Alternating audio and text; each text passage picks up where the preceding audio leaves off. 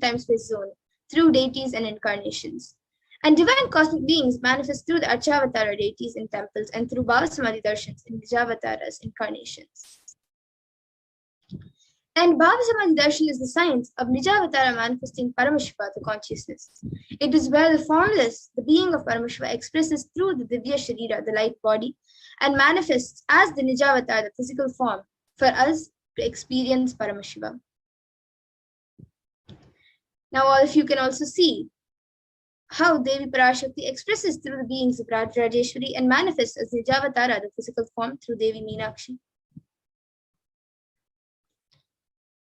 The Archavatar, the deity, reflects the consciousness and manifestation of the superconscious energy. But unfortunately, human beings are not mature enough to receive the higher level experiences from the Archavatar deity. And so, the avatar, the physical embodied form, comes down to bridge the gap and create an experience of the superconscious energy in all of us.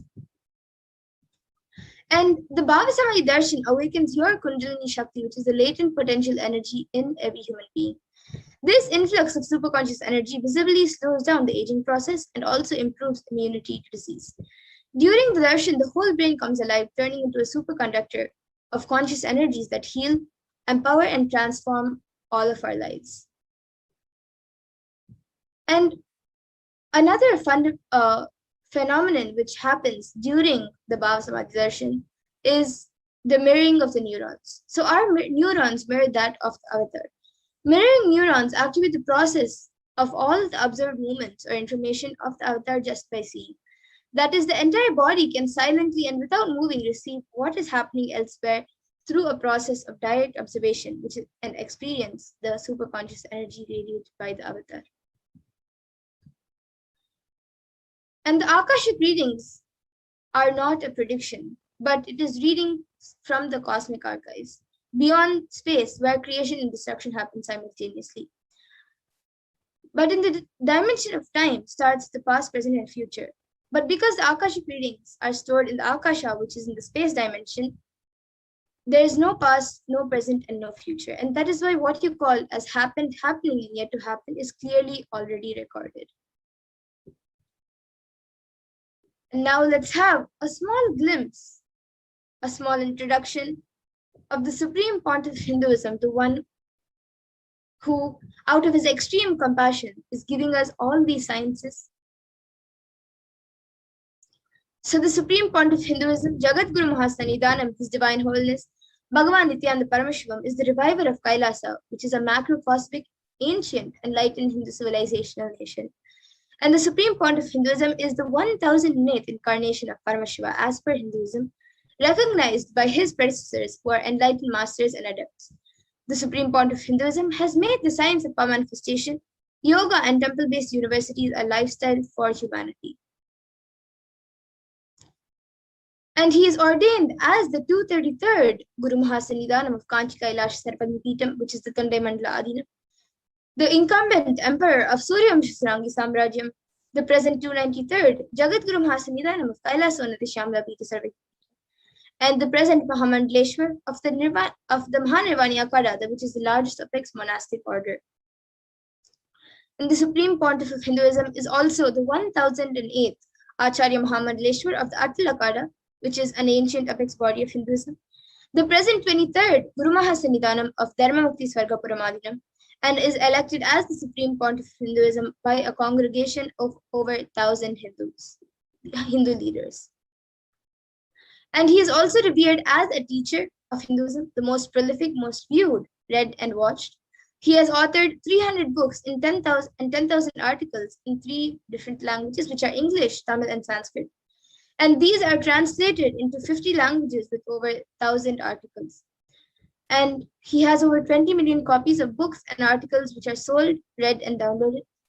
And the Supreme Pontiff of Hinduism has also 10,000 hours of discourses online, and he has enriched and enriched 1 billion plus lives digitally and is respected as a commentator of all sacred scriptures such as Upanishads, Bhagavad Gita, Shiva Sutras, Brahma Sutras, Yoga Sutras, Ashtavakra Gitas, Jain Sutras, and many more.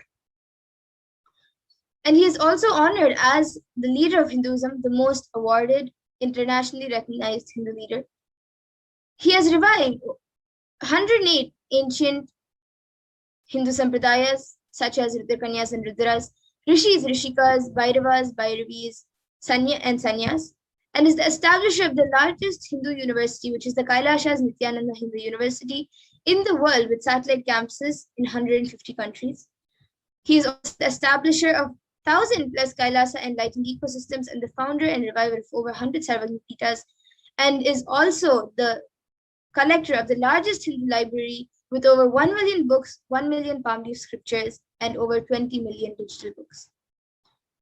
And now with this, we will be getting into the next segment. We'll be concluding this segment and getting into the next segment, which is an exciting segment where we will be seeing a live demonstration of the manifestation of extraordinary powers given to us through the Diksha, the initiation by the Supreme Pontiff of Hinduism.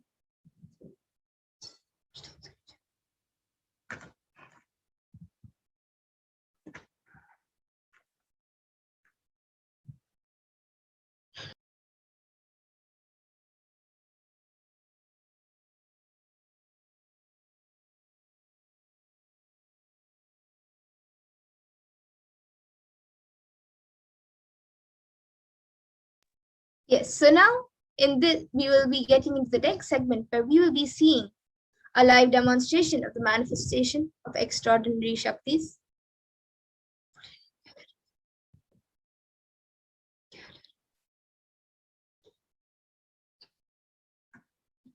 So today, the Balasans, the Nityananda yogis, and the initiated disciples of the Supreme Pontiff of Hinduism will be manifesting and demonstrating the powers gifted to us through the initiation, the Diksha. We can move on to the next slide.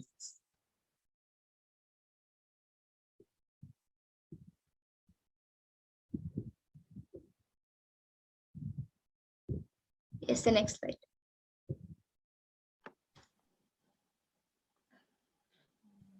So, in today's Bhava Samadhi Darshan, all of us will be receiving the initiation into Third Eye Awakening and various other powers with the blessings and grace of the Supreme Pontiff of Hinduism. We will be manifesting the following powers of Third Eye, which is seeing with the eyes blindfolded.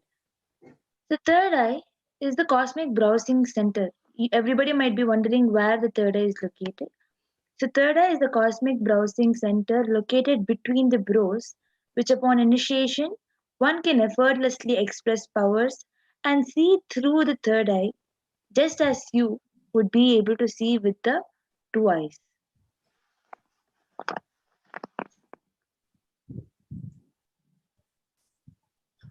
And now let's see what are Shaktis.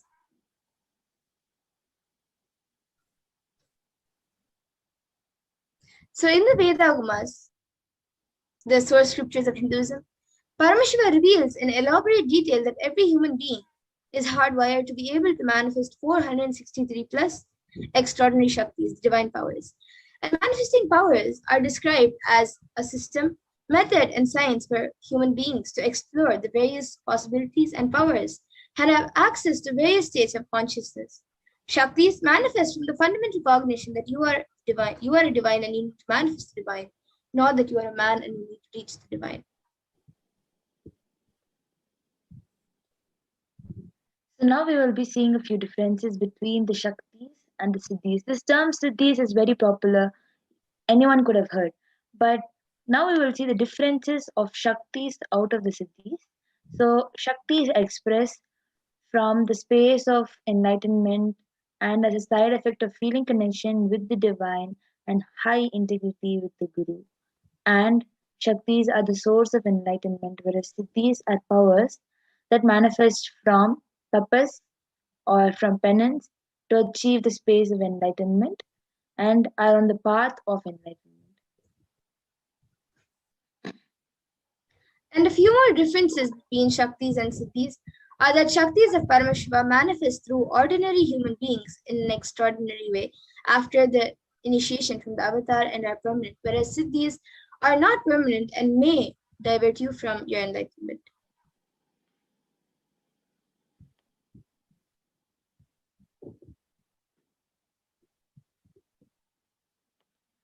So who is that? And The source now of Shakti, the Shaktis, Paramashiva. So Paramashiva is the primordial divinity in Hinduism, the ultimate reality and cause, which is self-effulgent, Swayam Prakasha, all-pervading, unchanging, beyond time, space, form, and causality. As the fundamental base of Avyakta, the unmanifest, and Vyakta, the manifest existence, Paramashiva performs the Panchakritya or the five cosmic acts of Shrishti, which is creation, Sthiti, which is sovereign rulership and maintenance, Samhara, which is rejuvenation, Prabhava, which is pulling out a delusion, and Anugraha, which is liberating grace for all living entities. And now the avatar of Paramashiva, the supreme point of Hinduism, Jagat Guru Mahasannidhanam, His Divine Holiness, Bhagavan Nithyananda Paramashivam, as the 1008th living incarnation and representative of Paramashiva, and the reviver of Kailasa, the ancient enlightened Hindu civilizational nation, and the great cosmic goddess Hindu nation. Ever since the beginning of the civilization, the Sanatana Hindu Dharma has been a cradle of enlightened beings and highly advanced sciences. It was where the science of enlightenment and power manifestation was taught as a lifestyle. And for the first time in the modern day, the supreme point of Hinduism is reviving and transmitting these powers, yogic sciences, and giving it to the world, transmitting it to the world at a record-breaking pace which is never accomplished before. So here is the Guru Parampara. The knowledge and science of manifesting these Shaktis are passed down from one generation to the next through Diksha, initiation by the enlightened Gurus. The Supreme Pontiff of Hinduism, being recognized as an incarnation at a very young age, was trained and taught these sciences to revive the initiation and knowledge repositories for billions to manifest science of power, the science of power manifestation from disciplines of Vedanta, Tantra, Sri Vidya, Yoga, Yogic powers, Mantra Shastra, Siddha Vidya, science of Aushadha, Advaita, and Bhakti Yoga, Paramashiva Jnana and Paramashiva Vijnana. As you can see over here, the great rishis, Munis, Siddhas, the superconscious mutants, who have recognized the supreme pontiff of Hinduism,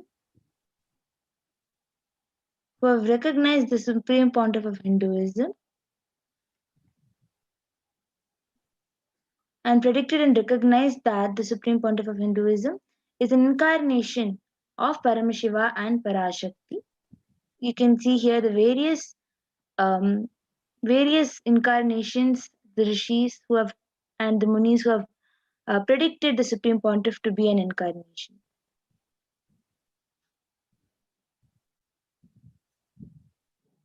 So how do we awaken these divine Shaktis in us? Every ultimate truth, jnana, is mapped into your consciousness, prajna, and manifests as a possibility and power of every being, prajnana.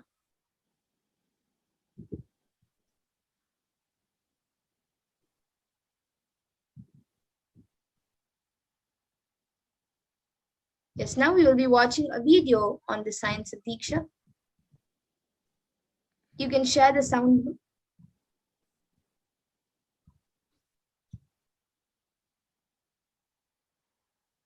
You can audio share, ma.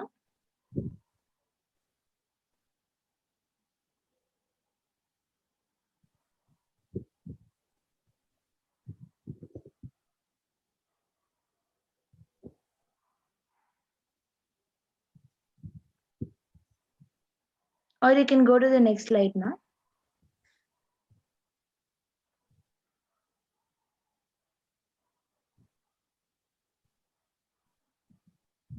So now we will be going through the science of power manifestation, which is authenticated through four aspects of evidences or the pramanas.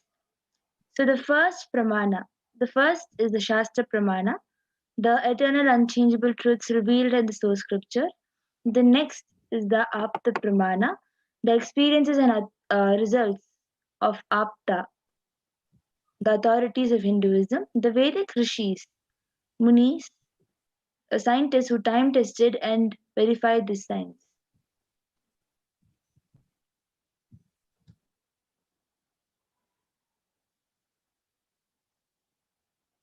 And the next is the Atma Pramana, which is an account from the Supreme Point of Hinduism, this millennium's avatars, personal experience of the power manifestation.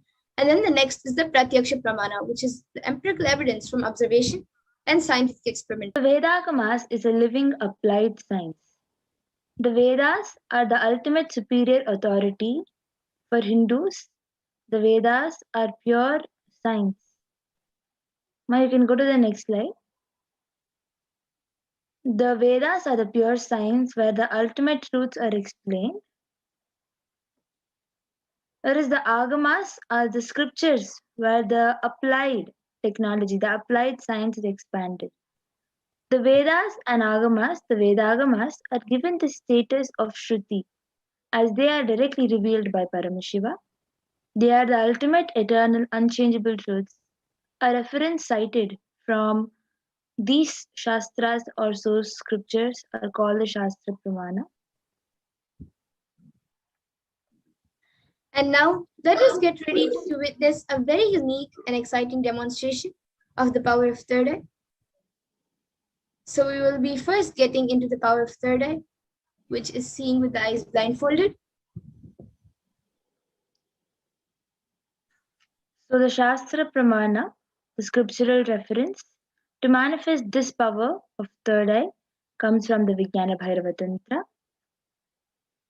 कपालान्तर्मनोऽन्यस्य तिष्ठन्मीलितलोचनः क्रमेण मनसोदार्ध्यात् लक्ष्ये लक्ष्यमुत्तमम्. By fixing the mind on the inner space within the crown center and sitting stably without any movement, having the eyes closed in succession by that stability of the mind and inner space through the power of the third eye, one directly sees the ultimate goal, Laksham, by having the vision beyond the sight that reveals any object or place, attaining the space of oneness with the source Paramashiva. So the next is the Apta Pramana, where Krishna initiates Arjuna into this power of third eye.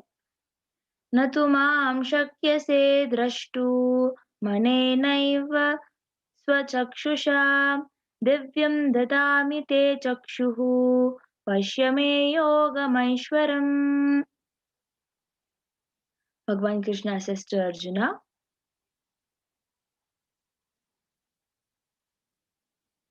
you can go back to the previous slide.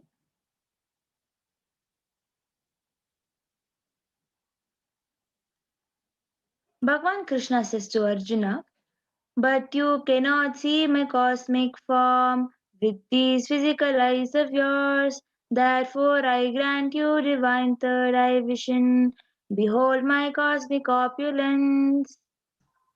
In the Hindu Purana Bhagavad Gita, Bhagavan Krishna initiates Arjuna into the power of third eye to behold Krishna's Vishwarupa Darshan, the vision of his cosmic form. The 11th chapter of Bhagavad Gita contains the description of Bhagavan Krishna's cosmic form is completely narrated by Arjuna as he sees Bhagavan Krishna through the third eye.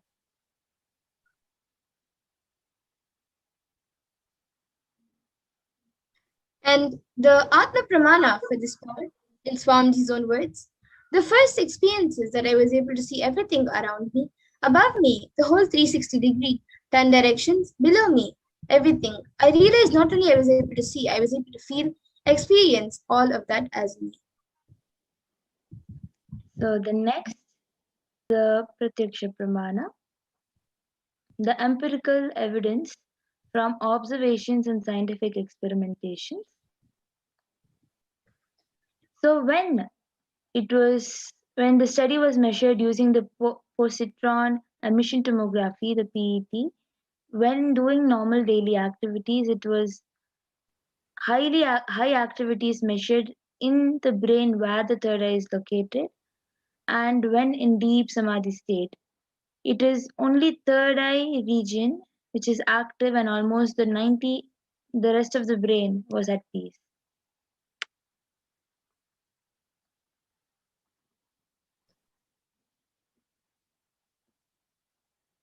Yes, and now we will be getting into the Sakshi Pramana.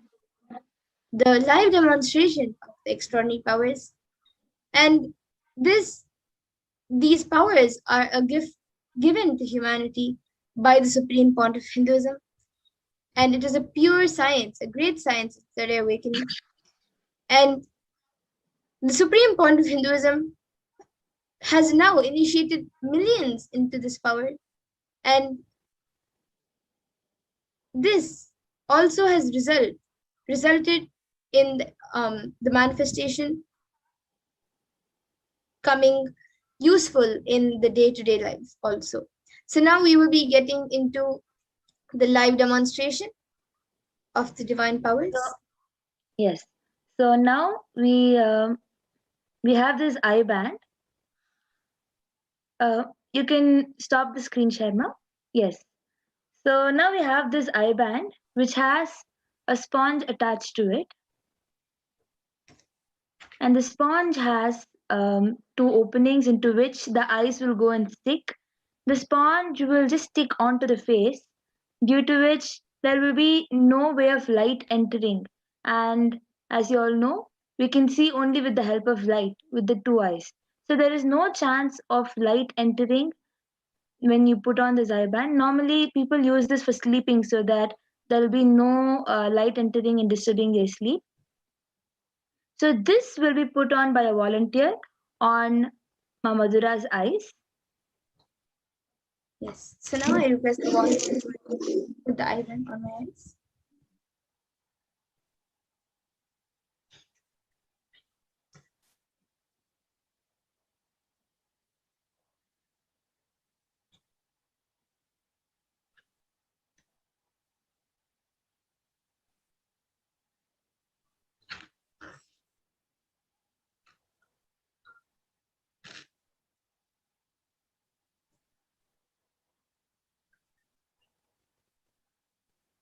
Yes, I think you can tighten it a little bit. So as you can see, the V cut is just going and sticking onto the nose so that the eye band will be positioned properly. So Mamadura, now you can lift your head and look to the side and show that there is no possible way of anything being visible.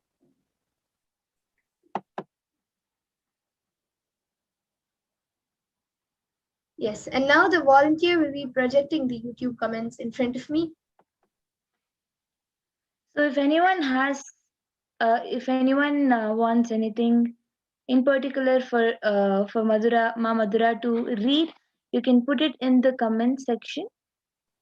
Yes, so we have last comment from Raman Vishishtaya, who has put Jai Nithyananda and then a pink flower emoji and then another yellow flower. I think it's a sunflower emoji, which it also has a stem and two leaves. And then above that we have Jai Kumar Sundaramurthyaya, who has put Om Nithyananda Paramashivoham, a namaskar emoji, a smiley emoji, and another I think that's a cat emoji or dog emoji, I guess. Oh, okay, it's two heart emojis. Yes, and anyone else who would like to put in your comments, you can put in. You can put a sequence of emojis, a sequence of numbers, a sequence of letters, words, sentences. And you can even put something that doesn't make sense or something which you think I may not be able to read. I actually request the NTV operator to just project the comments area alone so that it will be big enough.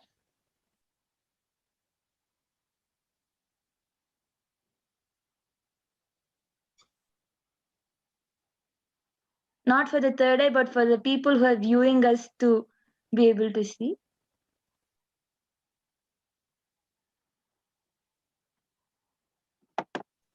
Yes, okay. And actually before Raman Vishtaya's post, we also have somebody who has we have 00 Farfarello 00 who has put 99 rupees, I guess.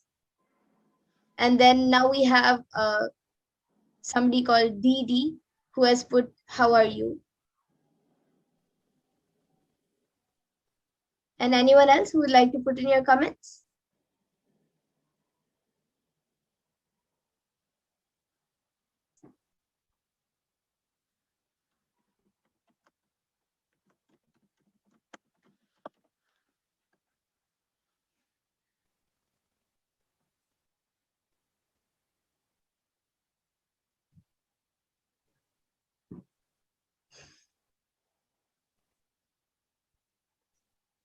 Anyone watching us right now, you can put in your comments.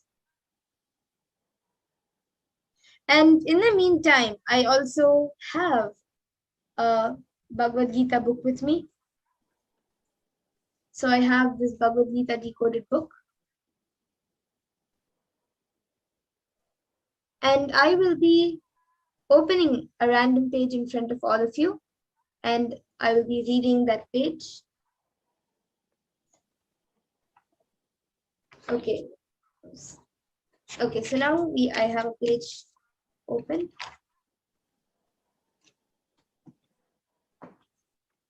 Okay, so this page is page number 744 and 745.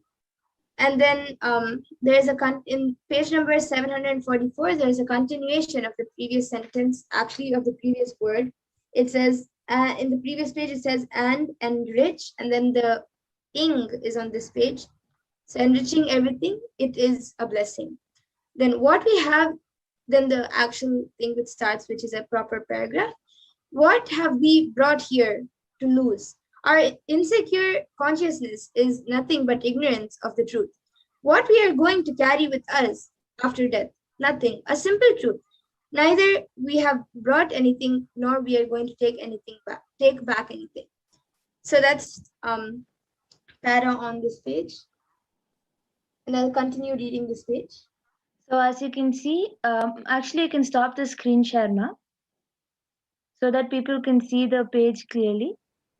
So as you can see the page, exactly whatever third eye reveal, exactly that is what is written in the page. Yes, and I'll continue reading the page. So it says, while we are here, we can relax and trust that existence will provide for us. If the energy moving inside our body can convert bread into blood, can't it bring bread to us? The big problem is that we don't trust our energy. We don't trust the cosmic energy. When it can convert bread into blood, can't it help us with our small things? Can't it give us the intelligence to bring bread, sustenance into our lives? It can guide us. It can give us enough intelligence to bring bread for our life. When the energy can move planets and run the whole universe, can't it take care of us? Then it says, let me narrate to you a real incident. Sharda Devi, the consort of Ramakrishna, opened a charitable hospital in Calcutta. There were two counters, one counter where medicines were given free for the poor and another for people who could afford to buy medicines. One employee of the hospital complained to Sharda Devi, Mother, even rich people stand in the counter for the poor and take advantage of the free medicines. What should we do about this? Sharda Devi replied, Don't be concerned. When a rich man stands in the line for the poor, be assured that he is also poor. To give him give him medicines. Even if he has money, he is a poor man. He has come here as a beggar. She makes a beautiful statement. Outer wealth doesn't make one rich or poor. It is in the inner space that matters. If you live with trust, even if you are exploited, even if you lose your comforts of the outer world, you will live like God on this planet Earth. You will simply float. You will become a divine person. So that's on the next page, has the rest of the story. But yes. So as you can see, this it is a bit tiny, but exactly, yes. So now you can clearly see exactly whatever she has read is what is written. The incident from Sharada Devi's life, exactly that is what is the story, whatever Mamadura has said. Yes, and we also have another comment from 00 Farfarello 00 saying Tamil people are awesome. And do we have any other comments?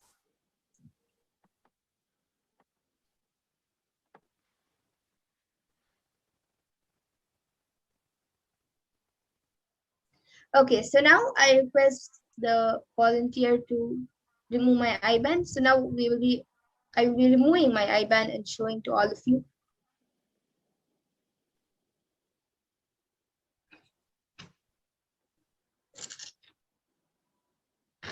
So the eye band is being removed right in front of you, and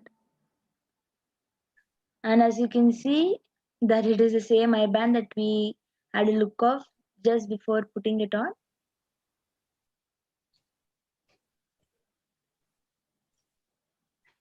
Yes. And now with this, we will be getting into the next power of body scanning. So anyone who would like a body scan can put your comments in the YouTube comment section as we see the Shastra Pramanas and the Pramanas for the powers of body scanning.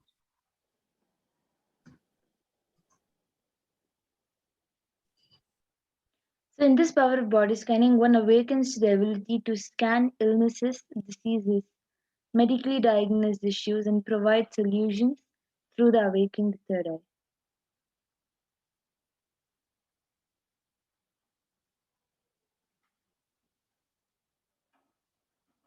So the Shastra Pramana to manifest this power of third eye is स्वदेहे जगतो वापि सूक्ष्मसूक्ष्मतराणि च तत्त्वानि यानि निलयं ध्यात्वान्ते व्यज्यते परा. Bhagavan Paramashiva says, cognize deeply that from the subtle to the subtlest constitutive principle of your whole body, Swadeha, or of the whole universe, simultaneously consists of the essential reality. They are being absorbed in their source cause Paramashiva. By the experience of such restful awareness, one becomes complete from all thoughts and the ultimate universal divine power. Paradevi Adi Shakti is revealed and the supreme power manifestation happens. Yes, and the next, the Apta Pramana for this power comes from the life of a Siddha. So Terayar was a Siddha and one of the most prominent devotees, disciples of Agatya. And one day, a man suffering from severe headache comes to Agatya for healing. Agatya then uses the power of body scanning and identifies the root cause of the headache. He reveals that there is a small terai, a type of frog, sitting in the person's brain. And then he instructs his disciple Terayar to perform an open head surgery and remove the frog. After the surgery is completed successfully, the person is healed and cured of the headache, and thus he gains the name Terayar.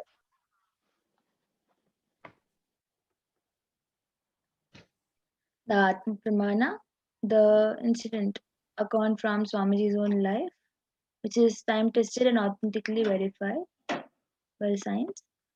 So, on the 22nd December 2019, the Supreme Pontiff of Hinduism, His Divine Holiness Bhagavan Nithyananda Paramashivam, revealed how Swamiji uses the power of body scanning, paraphrasing his own words. Only when I had the multiple compound hand fracture, I was forced to go for surgery and therefore medical checkups related to that. At that time, they detected heavy metal quantity in my different organs. It was revealed that I had been poisoned without our knowledge. I immediately used diagnostic methods instead of medical facilities to study the body condition due to the poisoning. Through body scanning, I found out what the problems, imbalances had happened, and where balance had to be done. I use allopathy as a second opinion to verify my findings. Yes, and now all of you can see the Sakshi Pramana, a few screenshots taken from social media where we have few of the disciples of the Supreme Pontiff of Hinduism who have been initiated into the powers. They have shared their experience of the power of body scanning. And now we will be getting into the Sakshi Pramana where we all will be witnessing a live demonstration of the powers of body scanning. So anyone who would like a body scanning can put your comments in the YouTube comment section and we will be more than happy to do a body scanning for you. Yes. So there are a few people who have already requested for the scanning. Ma Nayan Jani Nityanandamma, please scan me. So Ma Madhura will be scanning you, Ma. Ma Yes. Nayan Jani. The account DD is asked, can you please do body scanning for me, please? Yes, and Aya, I request you to put your actual name or your actual name for the power of body scanning. So we will surely do a body scanning for you. If you could just please put your actual name. Yes, and now I will be scanning Ma Nayan Jani. As we get the real name, the original name of the DD account, I will be scanning Raj from Germany.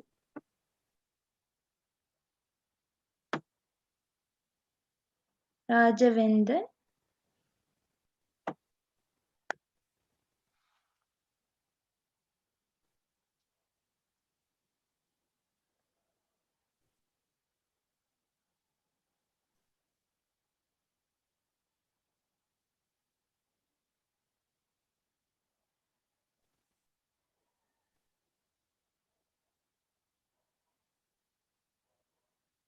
Okay, so Ma Nayan Jani.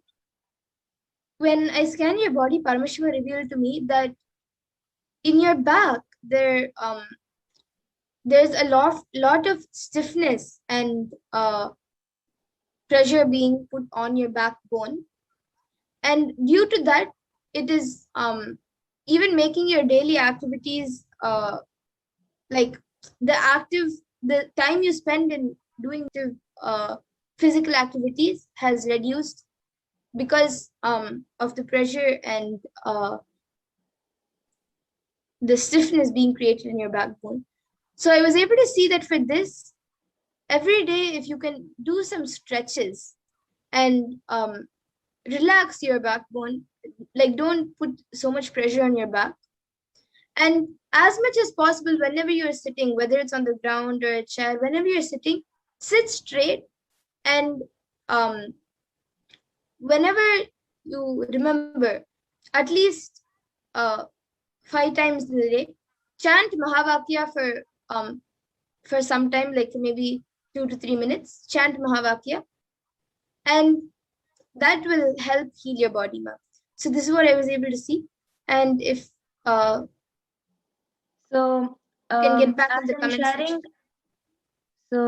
sharing, what I was able to see, what Paramashiva revealed for Raj, for Rajavendran. Ma Madhura, you can scan for Divya Devi. Yes. DD Ma has come back Yes. saying Divya Devi, so you can scan for her. So I was able to see, yeah, I was able to see that there is some kind of also before that for Ma Madhura scanning for Ma Nayanjani, she has come back saying you're right, Ma. So, Rajavendranaya, I was able to see that there is some kind of a reaction that your hand in particular, and which faces some reaction, kind of a reaction. You find it itching very frequently, or you find the skin slowly in your palm, the skin slowly peeling off, or something like that.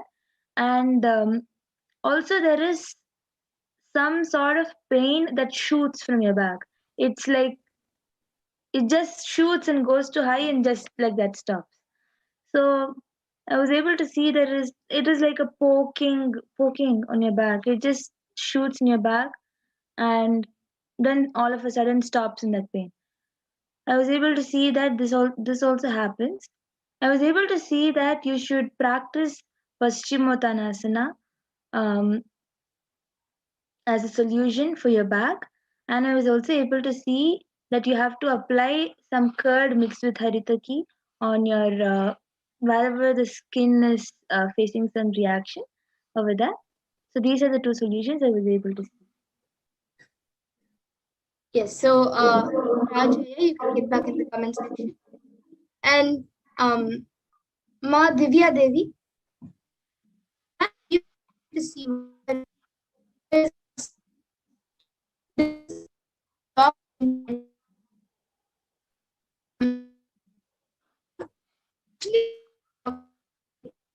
actually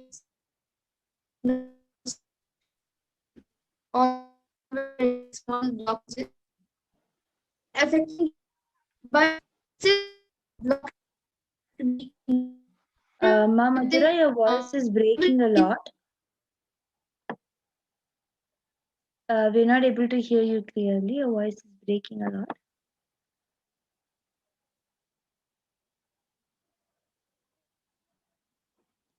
So Rajaya has gotten back saying thank you so much, Ma. Thank you for getting back, Aya.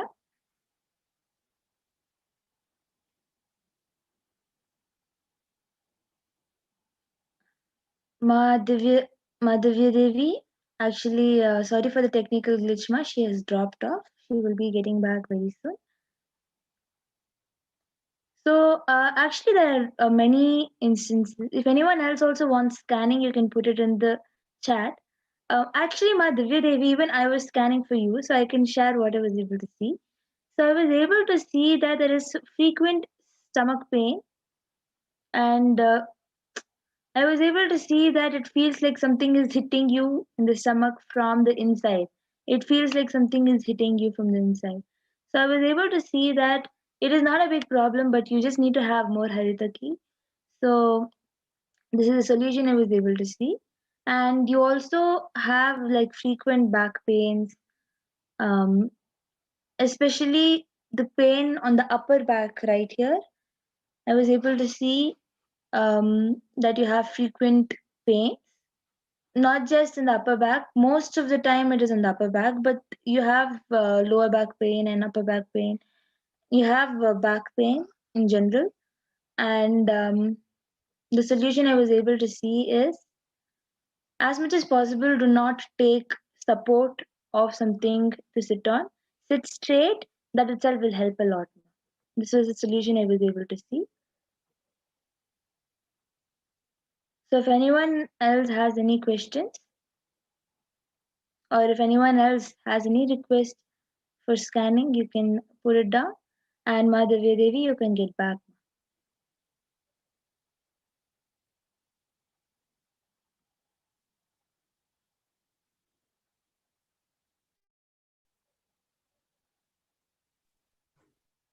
Yes. Yes, now even now Madhura will share whatever she was able to see. Ma, she is back.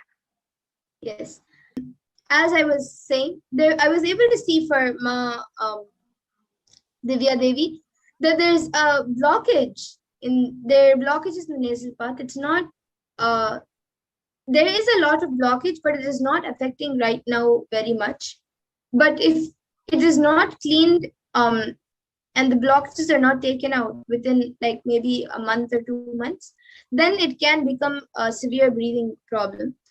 And I was able to see Actually, one Ma solution Madhura, we for were this. not able to hear anything that you were sharing. Before you had dropped off, we were not able to hear anything that you were sharing. Yes, this is the only thing in the nasal part, the blockage. I had not shared anything else. So yes, so the solution which I was able to see for this was that drink lots of ginger water, and also if you can, get um, you can get it attended to in the proper medical way. You can go to the doctor and you can uh, see what you can do to get rid of the blockages. But I was also able to see another solution is to drink lots of ginger water, hot ginger water. So you can boil ginger with water and drink that. So this is what I was able to see. So for what Paramashiva revealed for Madhavya Devi to me, um, Madhavya Devi has gotten back saying true that she's having back pain. True, Ma, I have a back pain. So that is what she has said. So many more people are also asking for body scanning. Like Madhavya Devi herself is asking. And thank you very much for the scanning. Rajaya has gotten back. Thank you, Aya, for getting back. So as you can see, there are more people who are asking. You can come back tomorrow again, and you can come back tomorrow Yes. for getting the scanning done now, as we are limited in time.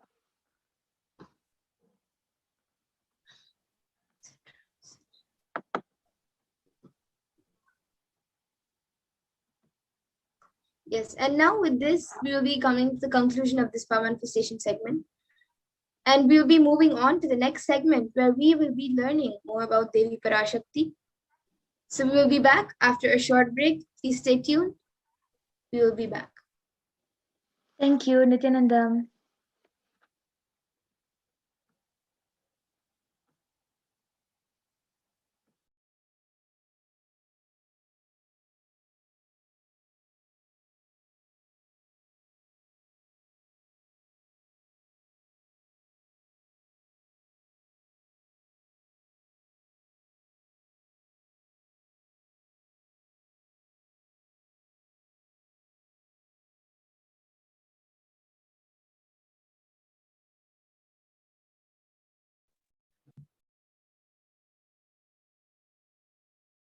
Yes, I request the other set of slides be projected.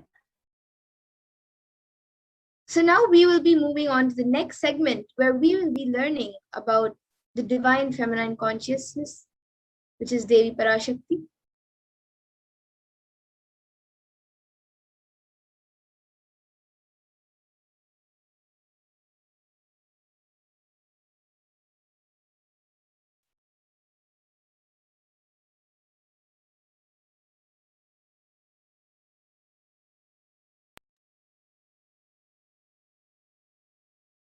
So the Dhyana Shloka for Devi Parashakti comes from the Lalita Sahasranam, the Dhyana Shloka of the Lalita Sahasranam.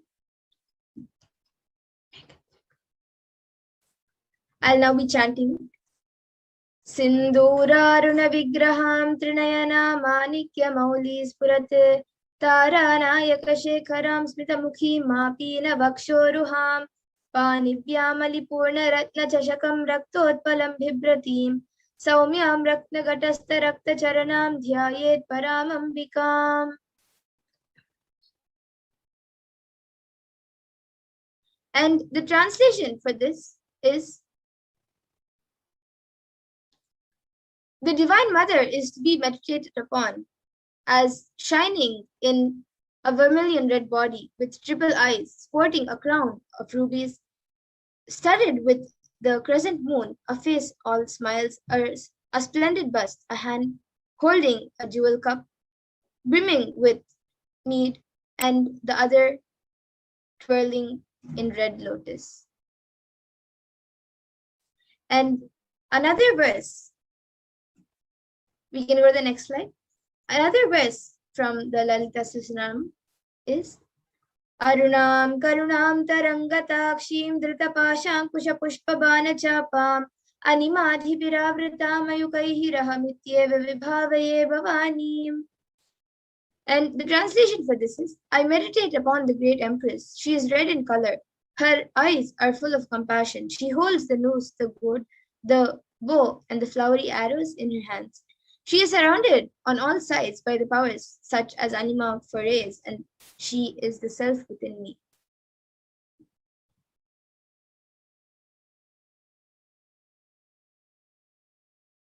And Devi is the ultimate pure feminine consciousness. Parashakti is the cosmic mother, and it is in her cosmic womb from which billions and billions of universes come out and go in. It is the source where the Big Bang and black holes go on and on. Parashakti is the source Shakti, the source energy, the source power, from which all of us came, in which all of us are in even now, and which all of us are going to merge into.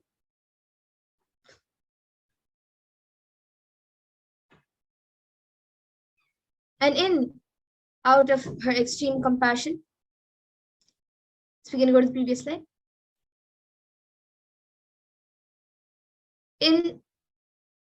Out of her extreme compassion and love, Parashakti herself is manifesting through the embodied form as the Nijavatara of the Supreme Point of Hinduism, Jagat Guru Mahasanidanam, His Divine Holiness, Bhagavan Nithyananda Paramashivam, gracing us, answering all our questions, attending to our prayers, giving boons, healing us, revealing our past, present, and future, and delivering profound spiritual truths, and ultimately giving us the experience of Paramashivoham itself.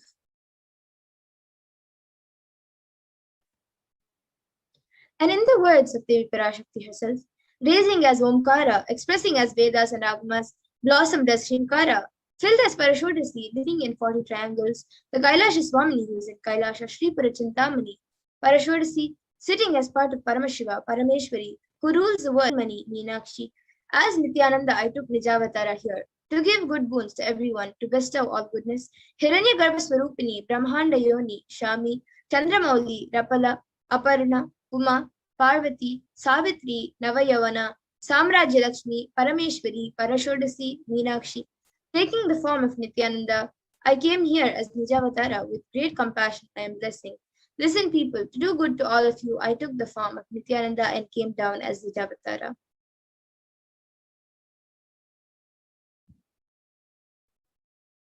And again, in the words of Devi Parashakti herself, raising in Omkara, blossoming as Shiva, Shiva manifesting as source of existence, powers of existence, expressions of existence, from the oneness of Om, blossoming into two as Prakriti and Purusha, blossoming as three Shaktis, Icha, Kriya, and Jnana, growing as four Vedas, expanding as five Panchabhutas, beyond six chakras, filled as gotras of seven rishis, expanding as eight directions, existing as nine grahas, blossoming as 10 indriyas, being as 11 rudras, creating all the worlds, bringing life, to tell and make truth blossom, and to do good. Parashodasi Meenakshi, in the form of Nithyananda, I came to bless every one of you. And now, let's see how we can receive Devi Parashakti. So literally at that moment you are watching, you are seeing Paramashiva and Parashakti at that moment when she's on your screen. So always receive her very traditionally. You can keep two betel leaves, one betel nut, one banana, and one coin in front of the screen as you watch Devi Parashakti. A coin is considered the traditional dakshina in the Hindu tradition, and it can even be it can be the lowest value. In India, it can be just a paise, and in the US, it can even be just a cent.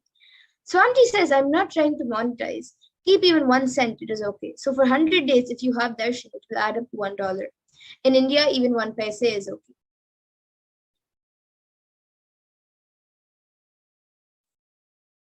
And then once the darshan is over, after the darshan, and after it is offered to Devi Parashakti, you can do the namaskar and you can eat the banana, the betel leaf and the betel nut, and take it as the prasadam immediately.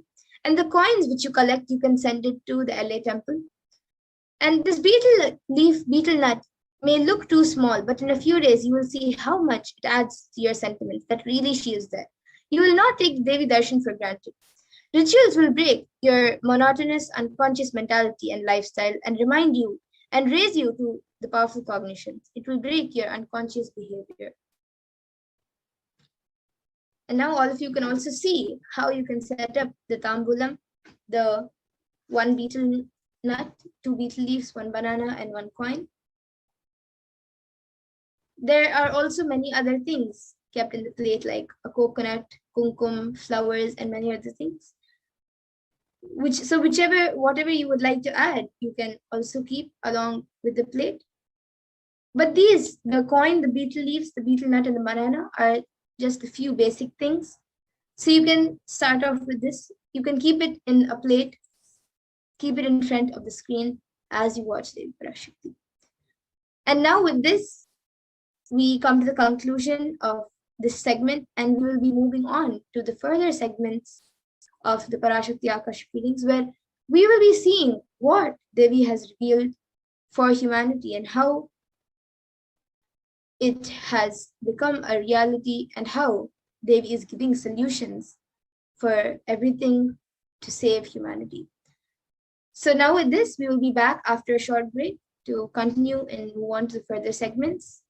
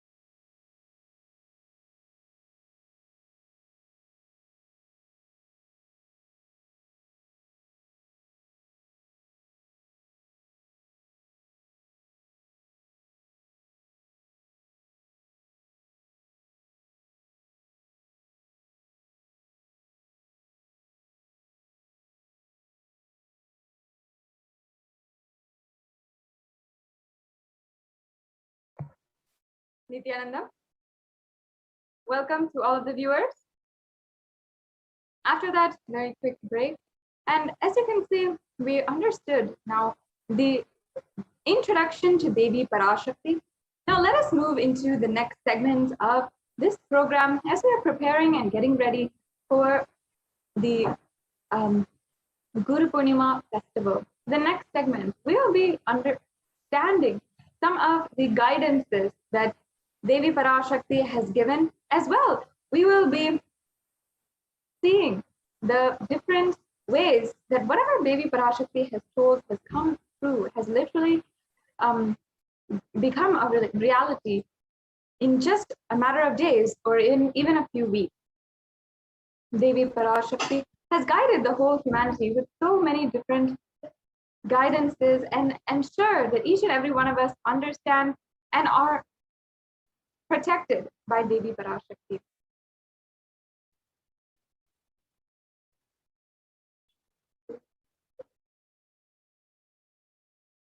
Now, even today during the satsang, the Supreme Pontiff of Hinduism, in the last satsang yesterday night, the Supreme Pontiff of Hinduism had told us, warned us once again about making sure we are prepared for the third wave of coronavirus, and that this is not the time to take our guard down. And the Supreme Pontiff of Hinduism, Devi Parashakti herself, has revealed this in so many different ways. Yes, we'll go on to the next slide, please. Yes, Devi Parashakti revealed on the 14th of April, 2001, Corona is destroyed, but it will take 4 years for the political conspiracies done by humans to end. I will protect my devotees, disciples, and Kailasavasis. No suffering will come for my devotees, but it will take 4 years for the conspiracy of Corona to end. It will come to an end only in 2025. It is a conspiracy, a human conspiracy.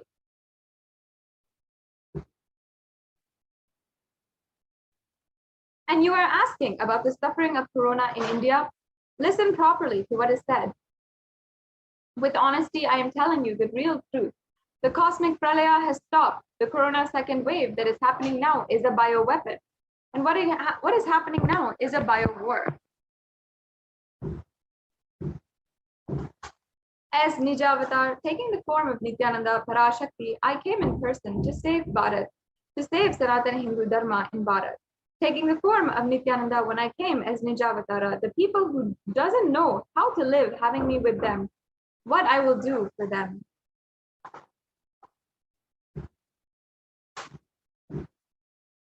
World cannot be sacrificed for the sake of conspiracies done by some ignorant thief who got stuck in Maya. Srishti should not have loss.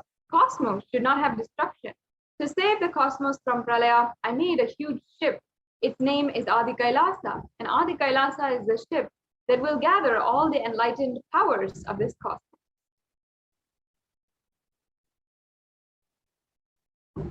And save the people from the Pralaya through the tricks of traitors, rule of enemies, without any other way out. Time came for the sailor itself to leave, and that is why the sky is boiling and moving towards huge destruction. People, even if children do mistakes and ignorance by getting stuck in Maya, as it is Parashakti, Paramashakti, Parashodisi, and Manonmani, it is my responsibility to save the cosmos from destruction. I am telling some of the truth. Listen properly. Within the next few months, not only thousands or lakhs, lives will be lost in crores, and crores of lives will be lost in India. I'm telling you the truth. I'm telling you the good. Search for protection in your life. And we saw so many different articles preceding this revelation by Devi Parashakti about how COVID-19 is devastating people. And not only that, but literally so many millions of lives are going undercounted and unreported. Devi Parashakti revealed that within the next few months, not in thousands or lakhs, lives will be lost in crores. And we had so many different actual evidences now showing that that is true. On Saturday, officials reported nearly 350,000 new infections. This was one Saturday back in April. And deaths continue to rise. At one hospital in New Delhi, the capital, doctors said the 20 patients in a critical care unit had died after oxygen pressure dropped. The doctors blamed the deaths on city's acute oxygen shortage.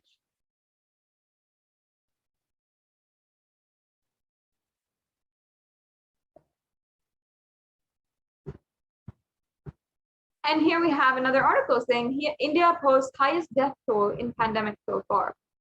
So here it says that India reported the coronavirus pandemic highest single daily death toll. This was back in May. But the thing is that the numbers that appear on Google, if you're Googling, or the reports for global reporting, still are not adding up to the totals that we see on the ground. The amount of deaths happening and bodies being burned in the cemeteries and the burial grounds, and the amount of bodies which are literally floating in Ganga. All of these are unaccounted lives, all of which have been literally have been stolen from them due to the inadequacies and absolute criminal negligence of certain authorities.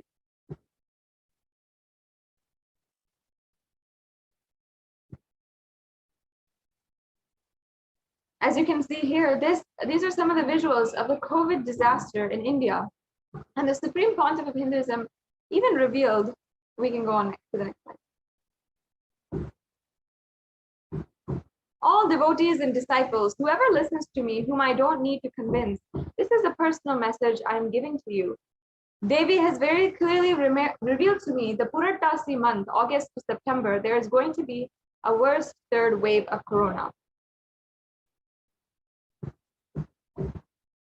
And it says here, I saw in the vision dead bodies thickly floating in Ganga. Not just Ganga alone. There are 4 rivers coming from Kailasa. Ganga, Yamuna, Brahmaputra. In all these rivers, I saw dead bodies are floating. Dogs eating those dead bodies and dying because they ate corona people. And the poor people who don't have food eating those dogs, dead bodies, and these dying. I saw this whole cycle.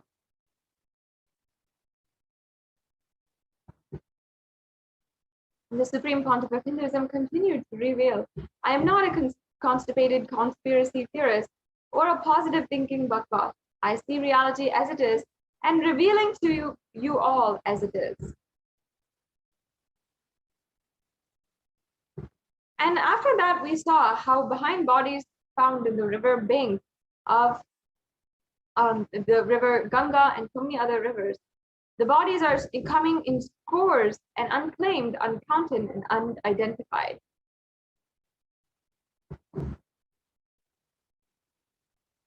Here we see another headline here, saying India's holiest river, Ganges, is swollen with COVID victims, showing how hundreds of corpses have been found floating in the river or buried in the sand of its bank.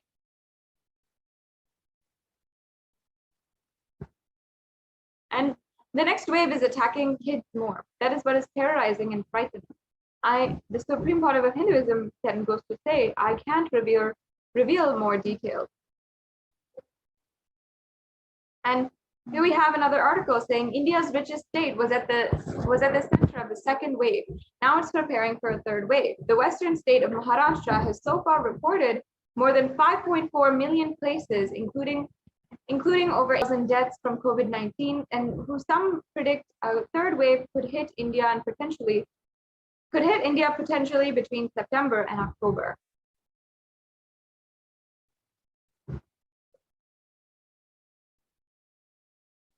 And here it says how we should not lower guards and prepare for an inevitable third wave. Even though it is being anticipated that the coronavirus cases would peak in mid-June in the city, experts have been warning against lowering the guards, as they said that a third COVID-19 wave looks inevitable by October end. Not only that, but the experts have further said that the third wave could be deadlier than the first 2 waves. Now, I request if we can show the slides on Padayatra.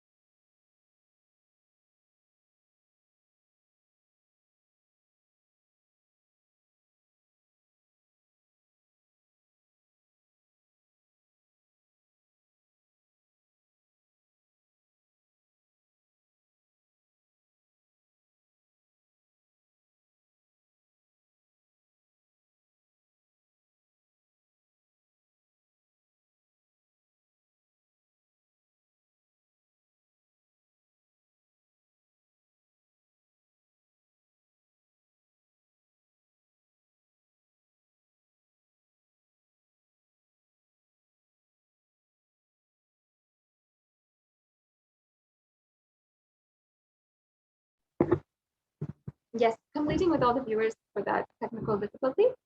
Now, as you can see, here is another article from India's richest, saying that India's richest state was at the center of the COVID second wave, and now it's preparing for a third wave. The western state of Maharashtra has so far reported more than 5.4 million cases, including 82,000 deaths from COVID-19. Some predict a third wave could have hit India potentially between September and October. And again, here we're saying and emphasizing how we should not lower the guard and prepare for an inevitable third wave. Even though it is being anticipated the coronavirus cases would peak by mid-June in the city, experts have been warning against lowering the guards, as they said in the third wave COVID-19 looks. As they said, the third wave of COVID-19 looks inevitable by October end. And not only that, but the experts have further said that the third wave could be deadlier than the first two waves. Now, why are people still, despite this evidence and despite so many people saying this, why are people still believing and removing all caution and not protecting themselves during this time? Many people, even in news articles today, are actually looking at are seeing news of so many crowded streets in India, people who are going to shopping malls, people who are going to life as if it was back to normal. But we have to know that this is not the end, and the third wave is inevitable to come. Here we have another article where it says Maharashtra preps for the third wave as COVID hits 8,000 children in one district. And it also says in the subline, Maharashtra government sources said they expect a possible third wave could hit at the end of July or early August. With more than 8,000 children catching the coronavirus in the month of May in Maharashtra's Ahmednagar, the state has started taking extra steps to minimize the impact of possible third wave of COVID-19 that may affect children more. In Maharashtra's Sangli city, a COVID-19 ward is being prepared, especially for children. And currently 5 children are being treated here, and facility is being prepared for more patients.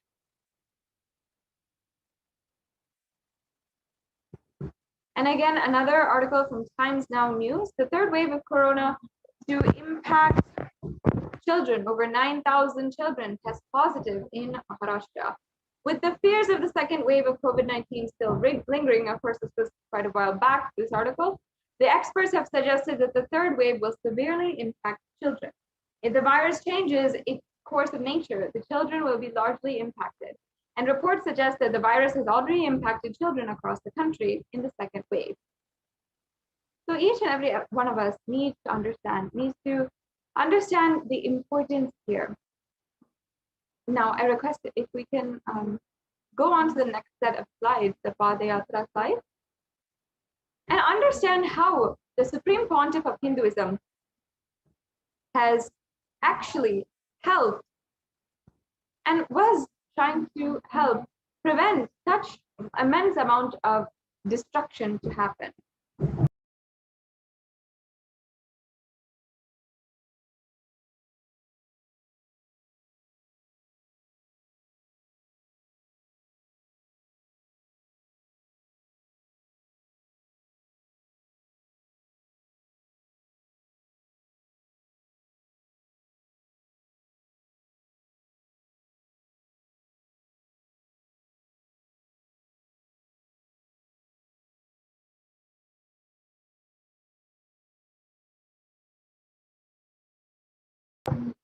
Yes, I request if you can show the Padayatra slide.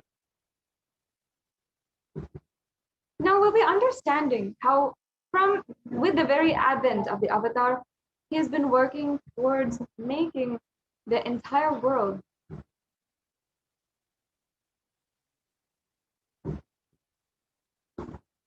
literally preventing this very destruction that is happening. And if he was allowed to do the amount of work that he wanted and he was working toward passionately and dedicatedly for the superconscious breakthrough of humanity, then we would be able to see the change today, at least in ensuring that Hindus are alive. In fact,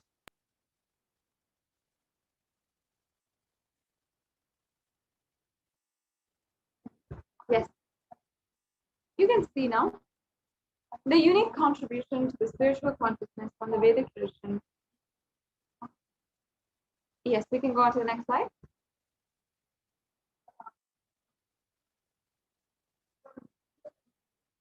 Okay. Hinduism has at least 10,000 sampradayas or subsects. If all these sampradayas are lost for some reason and only there's one, the Devi worship remains, the whole thing can be brought back. The thing is centered on this one.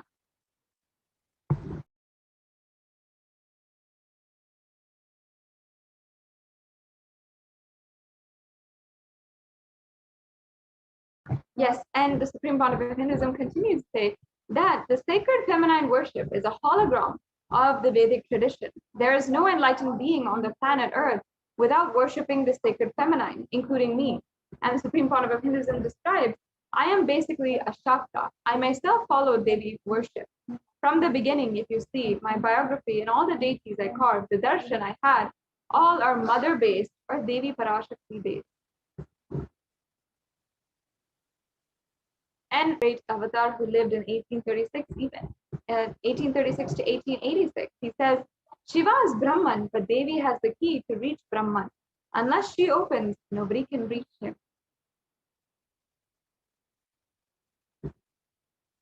Very beautifully, he describes the house scene. He says, even though the husband is the owner, the key to that house will only be on the hip of the mother. Either you have to fall at the feet of the mother or these small sons of the mother. Only they can touch that place, the hip of the mother, and remove the key. Nobody else can touch. So either surrender to the mother or people who are closer to the mother to reach.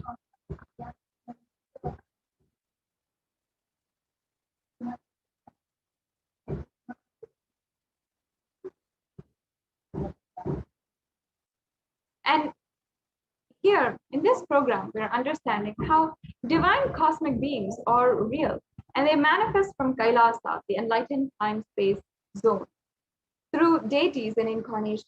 In Madurai, Paramashiva as Bhagavan Somasundareshwara and Devi Parashakti came down from Kailasa and established the greatest enlightenment ecosystem.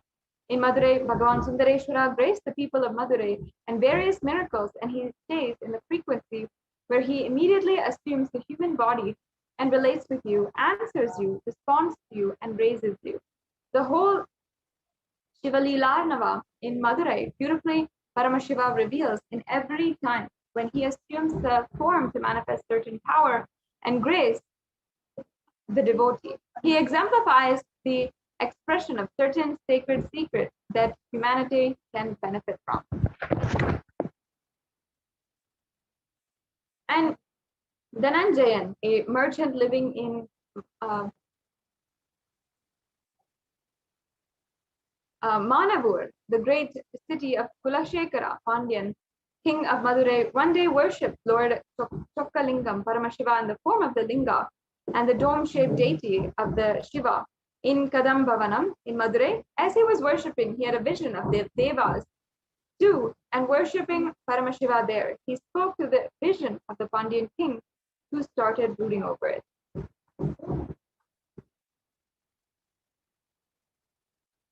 And that night, Lord Somasundareshwara appeared in the king's dream as a Siddha, self-realized mystic, and advised him to convert the forest of Kadambavanam into a city. The king immediately gathered the best experts to construct a marvelous temple.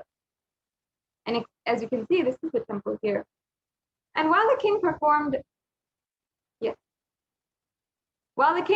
the Shanti ceremony, the ritual performed to remove obstacles before a launch of a new venture, Lord Sundareshwara allowed the nectar, the manna from the crescent moon on his head, to mingle with the sacred Ganga water in his crest and flow on, because it was so sweet.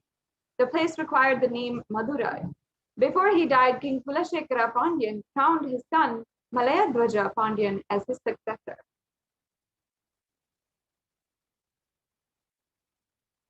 And Paramashiva tested the strength and will persistence of the devotees. Paramashiva tests only the tyaga of the real devotees. Before you connect a house or a gadget with electricity, you check the capacity with the wire to see if a medium is capable of transmissivity, else it will get burnt. So before Paramashiva transmits power, he tests your capacity of tyaga, because only then you will be able to receive it. The core principles of Sanatana Hindu Dharma, tyaga, vairagya, and shakti, are demonstrated by the 63 Nayanmars of Shaivism. And Paramashiva came down and raised the lives of Nayanmars and liberated them from living enlightenment.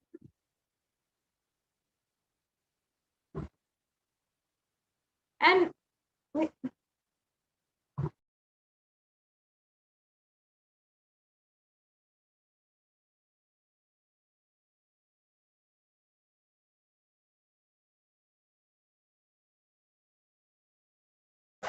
we also have the story of Nandanar.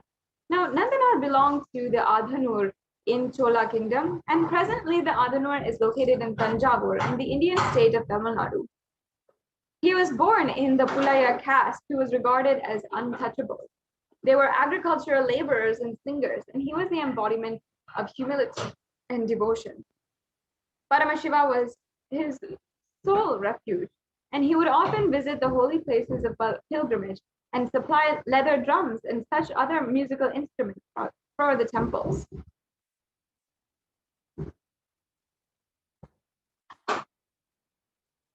And when Nandanar went to the temples, he would stand outside Paramashiva's temple and sing the praises of Paramashiva and dance. However, he harbored a strong urge to pay his respects to Paramashiva at the Shivalokanatha temple in Tirupankur. He went to Tirupankur and stood in front of the temple. And when, yes, we can go on to the next slide. He was grieved because Nandi, which was always right in front of Paramashiva's, was hiding Paramashiva himself. And Nandanar prayed to Paramashiva to get a glimpse of the deity. Paramashiva was highly pleased with his devotion and asked Nandi to move a little so that Nandanar can have his darshan. Even today at Tirupunkur, Nandi is actually leaning to one side, and Nandanar had a delightful darshan of the Lord. Nandanar cleaned up the surroundings of the temple and dug a pond, which served as the temple sink. In honor of Paramashiva, he circumambulated the shrine and returned to Adanur. Nandanar visited many temples of Paramashiva and served the god. Once he longed to visit the Thillai Nataraja temple of Chidambaram, which enshrines the Paramashiva as Nataraja, the Lord of Dance. And he used to say every day that he will go the next day to Chidambaram, but never actually dared to step in the holy town. Thus he came and he knew as the Tirunallai power over, meaning he will go tomorrow. Finally, Nandanar reached the boundary of Chidambaram, but he feared to set foot in the town. He saw the smoke of fire sacrifices and heard the chants of Vedic scriptures, thinking about how he can see Nataraja's dancing icon. The Nayanar circumambulated the town numerous times and finally succumbed to fatigue and slept. And Paramashiva then appeared in his dream and told Nandanar to enter the temple through a holy fire. The god also informed the Brahmin priests of Chidambaram to prepare a fire. Next day, the Brahmins approached Nandanar as per the divine order. Nandanar went around the fire, and with his name on his lips, his mind fixed on the lotus feet of Paramashiva, he jumped into the fire, and he emerged from the fire with a new holy body with sacred ashes smeared all over, and the holy thread and matted locks. He then was taken inside the temple, and in the Kanaka Sabha, he worshipped Paramashiva. He went into divine ecstasy and was completely absorbed in the dance of Paramashiva. A dazzling light was seen in the room, and Nandanar had disappeared. He had become one with Lord Nataraja.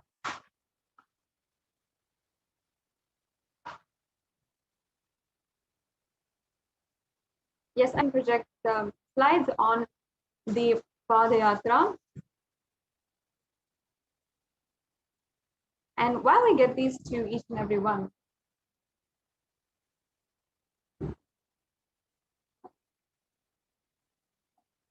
we can understand a little bit more about the upcoming program in just a few minutes. just a few minutes, we will be starting to get ready for the program of the day. I'm sure every single one of you are excited, are waiting for this program, and are trying to get prepared in any way all over the world for the Guru Poornima celebration. Many of us, I'm sure, had gotten up early in the morning or and started the Guru Puja. For many of us, perhaps even starting the rituals, getting ready, and tuning into the live program now as we are getting ready. And we just have a few hours until the darshan of the Supreme Pontiff of Hinduism, where we will be having the live darshan and we'll be able to offer the Pratyakshapada Puja. And this is the day that is the very most auspicious time to offer the Pratyakshapada Puja. Now we can stop the share for now. Yes. So this is the very time that I'm sure each and every one of you are eagerly awaiting the Pratyakshapada Puja and the darshan of the Supreme Pontiff of Hinduism. Guru Poornima is the time when each and every one of us are able to connect with the Guru. And not only that, all of the grahas, the planetary energies, everyone is supporting you to connect to the Guru. And it is such a beautiful time. It's this time that you should understand and see that everything that is happening outside of you is just in order to connect you to the Guru. Everything. You should see each and every person as a role in connecting you with the Guru. Every single person is pushing you towards and trying to make you relate with Guru and trying to connect to Guru with the utmost powerful cognitions and experience oneness with the avatar, with the Guru, and ultimately oneness with Paramashiva himself. In Kailasas around the world, we are celebrating Guru Poornima today, and this is the time that we are going to be able to offer the Pratyakshapada Puja and join in the celebration. Yes, so now we can ensure that we are waiting for the divine presence of the avatar. And in the meantime, let's understand a few of the beautiful ways that the Supreme Pontiff of Hinduism has manifested and guided the entire humanity for the last 43 years after his advent on planet Earth. Today, humanity is still undergoing the after effects of the cosmic deluge, the pralaya, and thousands of deaths due to the global pandemic and emerging fungal epidemic, along with the record numbers of natural disasters, have taken a huge toll on humanity's collective psyche, leading to increase in poverty, malnutrition, depression, and mental health issues.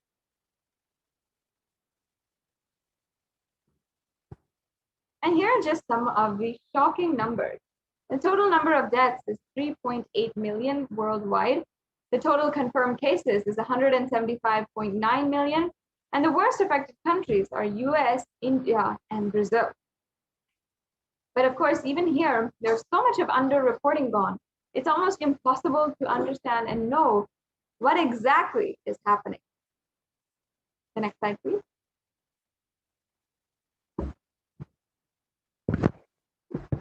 The number of COVID cases is 29 million worldwide. This is just in India. And this is as of just a few weeks back. The numbers now are shockingly more than this. And as of a few weeks back, the numbers were at 29 million COVID cases, 374,000 deaths, and 75 million people who have fallen into poverty.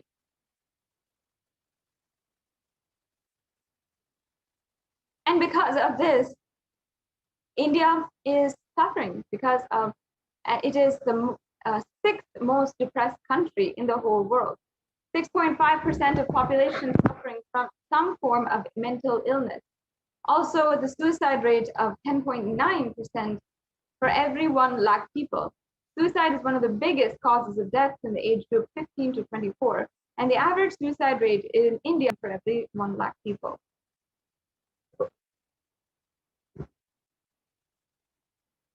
And here we're seeing some of the natural disasters that are also happening, shaking every single person with fear of what is in store in the future.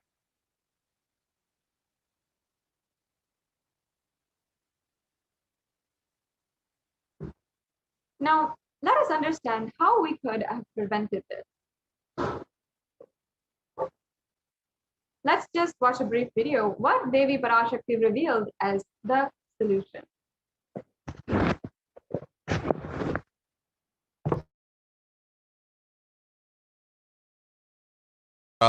தெரிந்துகொள் சொல்வதைப் புரிந்துகொள் இந்த பெருநரகமான கிருமி போஜனம் இந்தியாவிற்குள் வரக்கூடாது என்பதற்காக 2020 பாரதம் முழுவதும் 12 ஜோதிர்லிங்கமும் பாத யாத்திரை செய்திடவே என் மகன் மூலமாய் திட்டமிட்டிருந்தேன். படுபாவிகள் ஓடத்தின் மாலுமியை ஊர்விட்டு துரத்தினார்கள். என்ன நடக்கிறதென்று பார். முறையாக கைலாய நாட்டின் தலைவனாக நிறை மரியாதையொடு நல் மதிப்பொடு என் நிஜாவதாரம் நித்யானந்தன் திருவடி மீண்டும் பாரதத்தில் பட்டு பாத யாத்திரை செய்த பிறகு மட்டுமே நீ அங்கு செல்ல வேண்டும். அதுவரை உன்னை காத்து செல்லாதே. ஓம் ஓம் ஓம்.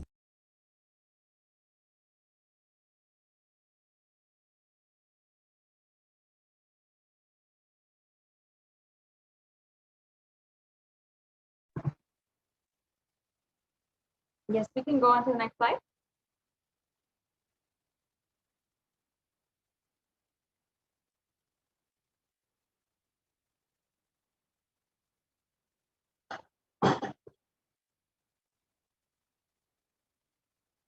Yes, we can go on to the next slide, Ma.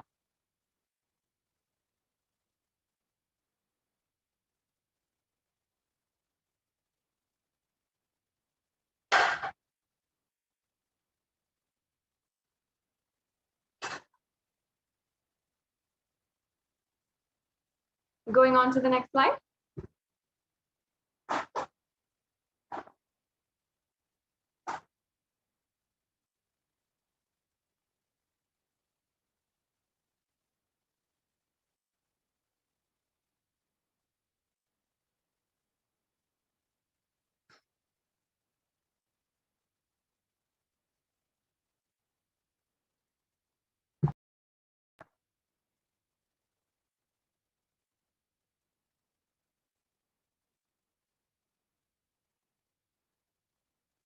Yes. So here is the translation saying, for this huge, can we go back to that? Yes, the translation here says, Devi Parashakti says, for this huge Girmi Bhojanam held not to come to India in 2020 itself, I had planned to do Padayatra throughout India and the 12 Jyotirlingas through my son Swamiji. They chased the captain of the ship out of the country and see what is going to happen.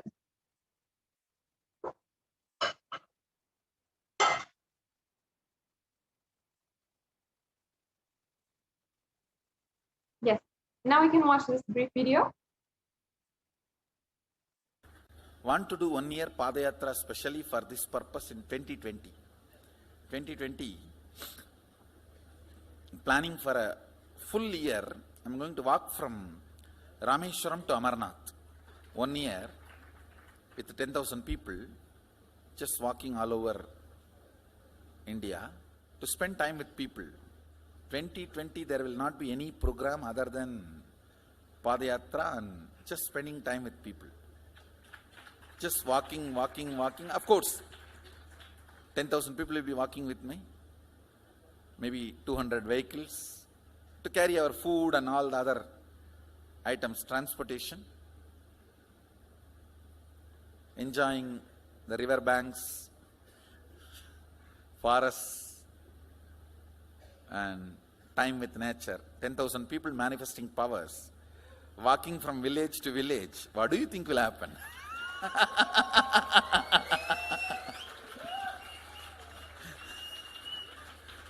The scene of Buddhism spreading will be repeated now.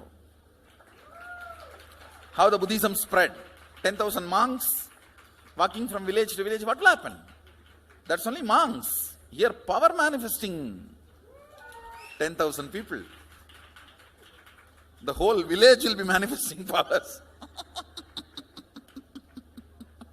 Just want to enjoy India and let India enjoy me.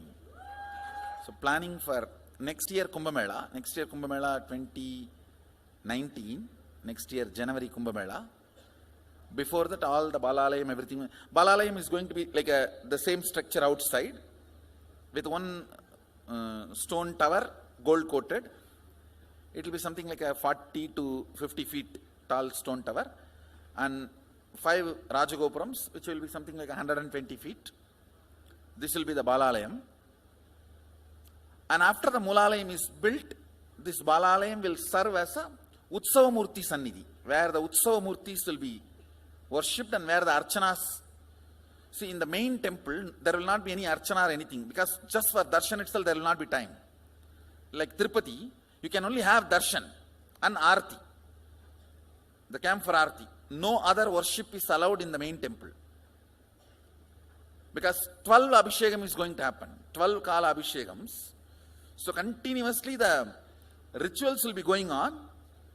People can have only darshan. They will not be able to involve themselves in any ritual. Other than darshan, nothing else will be allowed.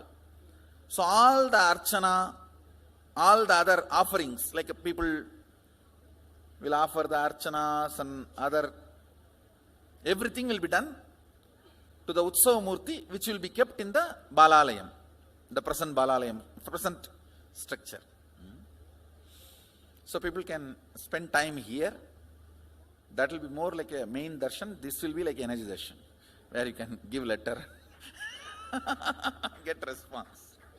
So by next year, the Balalayam will be ready.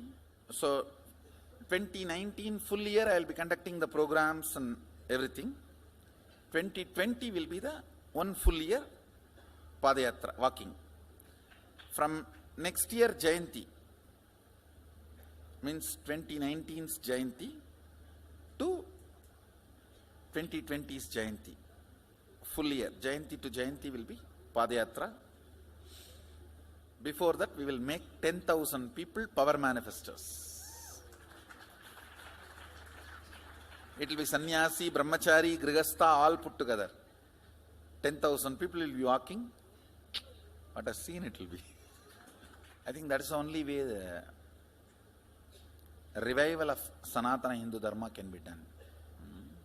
I need to get into the ground where people can see me, where they are living. I can't be waiting for people to come where I am living.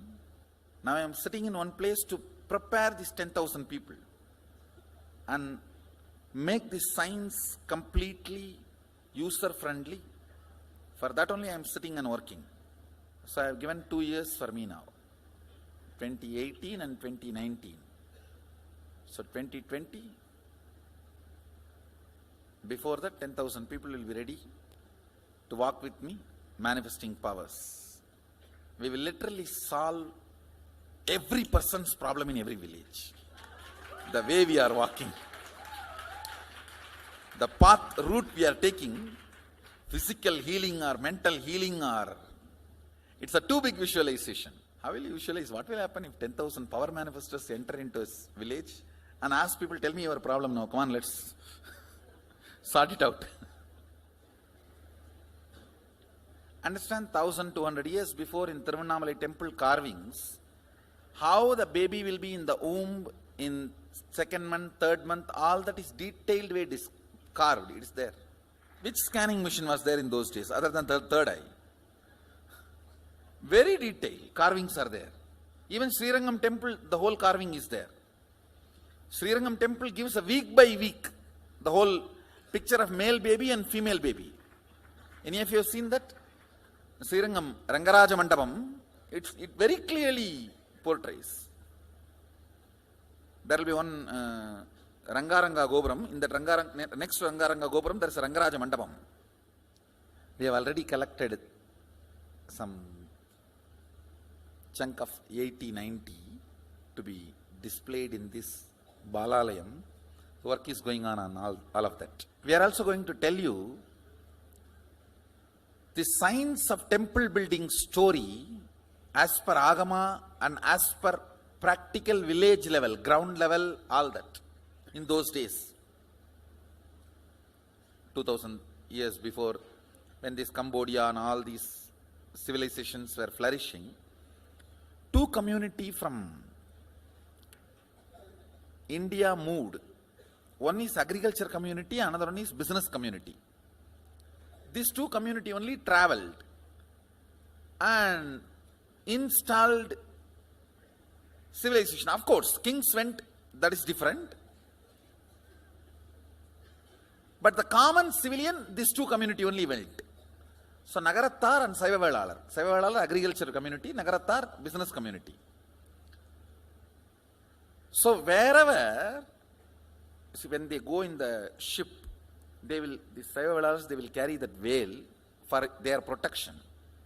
Once, if they reach the other side safely, they will just put the veil and start a temple. That is why all the temple outside the India, started by Saivavelars, there will be only veil as a Pradhana Murti. Pattumalai Murugan Goyil, Tannimalai Murugan Goyil, Gedaram Murugan Goyil, Nallur Murugan Govil, Sannidhyan Sannidhi Murugan Goyil, all these temple. The main deity will be only veil. It will not be deity. Because they cannot carry that heavy deity in the ship. It will only be the veil. And all the temples started by Nagarattar will be Kavadi. Because they will carry everything in the form of Kavadi. So the moment they reach the other shore, they will worship the Kavadi and the screen cloth covered by Kavadi. Kadirgaman, Terachila, Murugan. All the major temples started by Nagarattar. The Kavadi and the screen only will be the deity. All the temples started by Saivavelalar, only the veil will be the deity. So this is the way the temple started. This temple planting and temple spreading. We are going to tell you all this history also as like a exhibition when you come next time to see our temple. There's a lot of juicy information on history of temple building.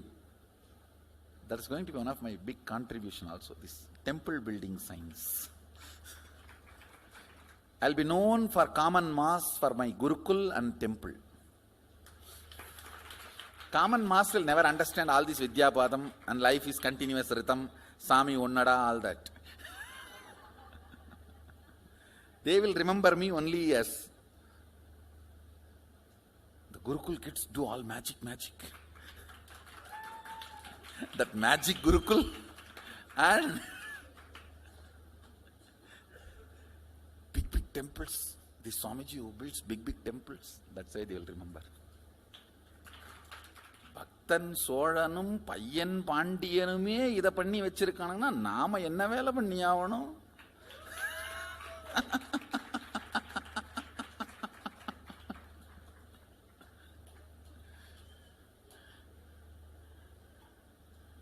இல்லை நாமே வந்து போனோம்னு மறந்துடுவானுங்க மனுஷ பசங்க.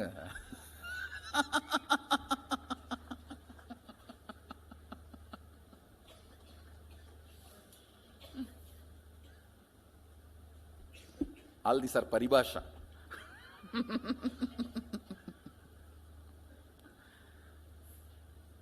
Paribhasha means, these horse brokers will have their own language.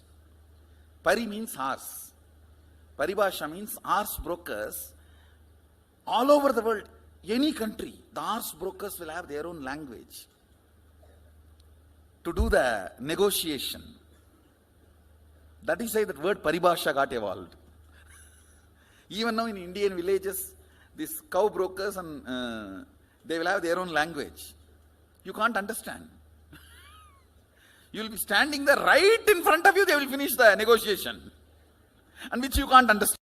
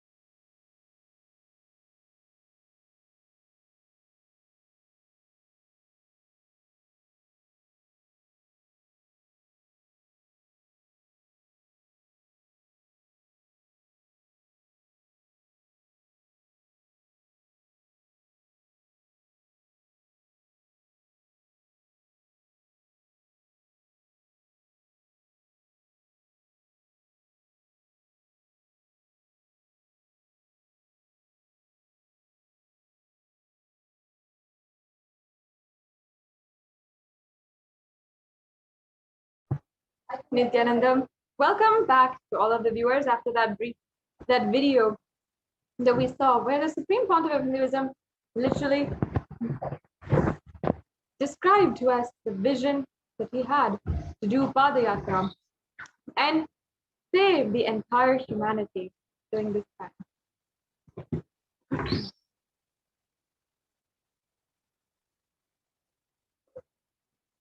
The Supreme Pontiff of Hinduism has made himself available yet again for the whole of humanity on this auspicious day of Guru Poornima. We are celebrating across the world in de facto spiritual embassies, Kailasas, across the world in different time zones, at different times, in different countries, do not even know English, but out of their deep devotion to the Supreme Pontiff of Hinduism, they would like to offer and celebrate Guru on this very auspicious day.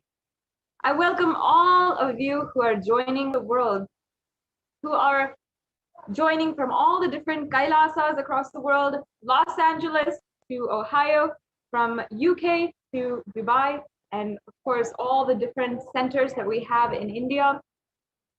I welcome each and every one of you as we are celebrating, each and every one of us, for this Guru Poornima occasion, on this most auspicious occasion for Guru Poornima. Perhaps some of you are joining for the first time. I welcome each and every one of you. And if you are joining us from wherever you are, maybe your own home, then please take a few minutes to like and subscribe in all of the different social media platforms that we are available in, that Kailasa is present in. that is YouTube, Facebook, Instagram, Twitter, and many other social media platforms. And you can ensure that you are always connected and getting notifications from Kailasa on different events, especially as we will be having continuous events for the next 2 days. A packed schedule of different festivities and so much ongoing here with each and every one of you celebrating. I'm so excited to be able to begin this beautiful day, welcoming each and every one of you, and be here to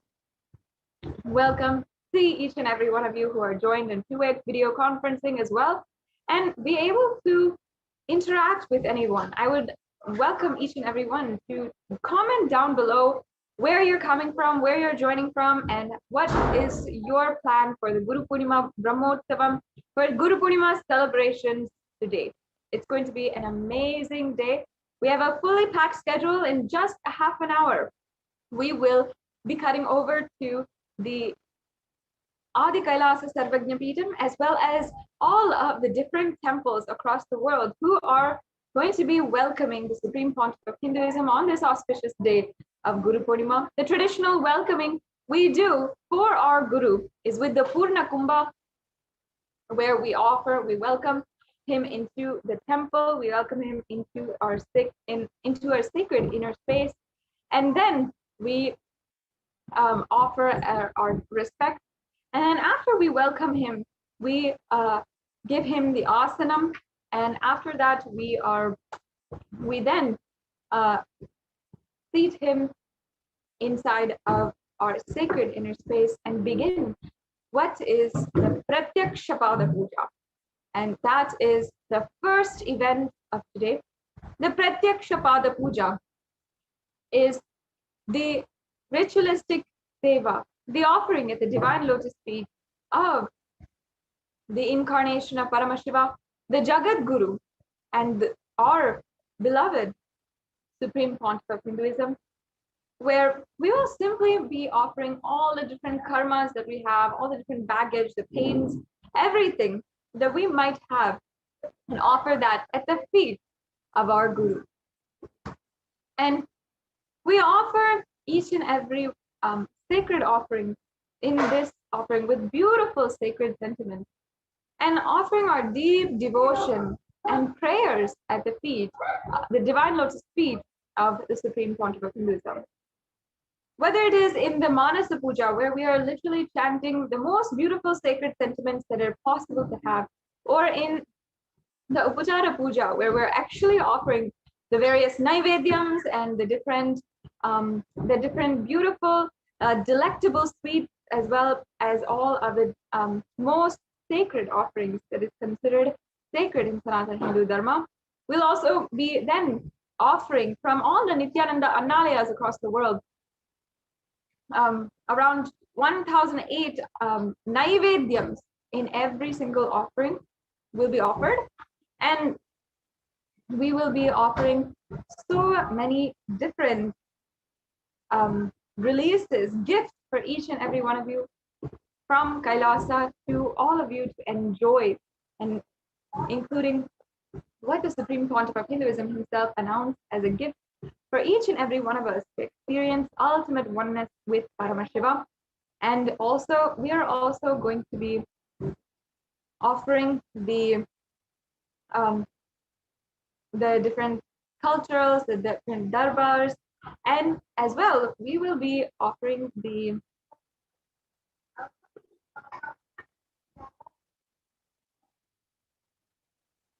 we'll be offering even many different rituals today from the temple, from the Nithyanandeshwara Paramashiva Devalayam in Adi Kailasa Sarvajna Peetham.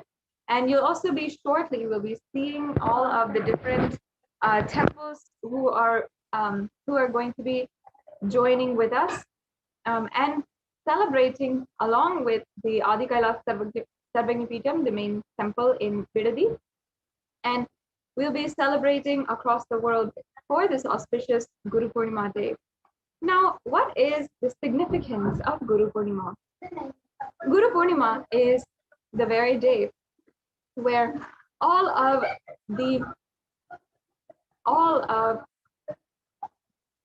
different energies, the planetary energies, they are aligning us towards Guru. And who is Guru in our lives? Every single incarnation of Paramashiva, everyone who is there always remembers Guru as the most important figure in Sanatana Hindu Dharma. In fact, Guru is even worshipped greater than God, and he is placed in a higher position more than God, because without the Guru, we will never be able to experience God. He is literally the doorway and even the one who has the key to the door to Paramashiva. It is often said in Supreme Court of Hinduism, he's even said many times, if God shows up at your doorstep right now, you will not even realize it. And you might ask, can you show me your identification card? That is the precise reason why we need Guru in our lives. We need to be able to recognize God. We need to be able to see God. And the relationship that we have with the Guru is the most important, because it is the most closest thing we have to experiencing God within us. And that is the reason why it is so coveted, so much worship. The entire festival is dedicated to Guru himself and only to Guru. Guru is such an important aspect of Sanatana Hindu Dharma. And if not the Guru Parampara, which has taken us generation to generation, we would not even be enjoying what we are enjoying today in Sanatana Hindu Dharma.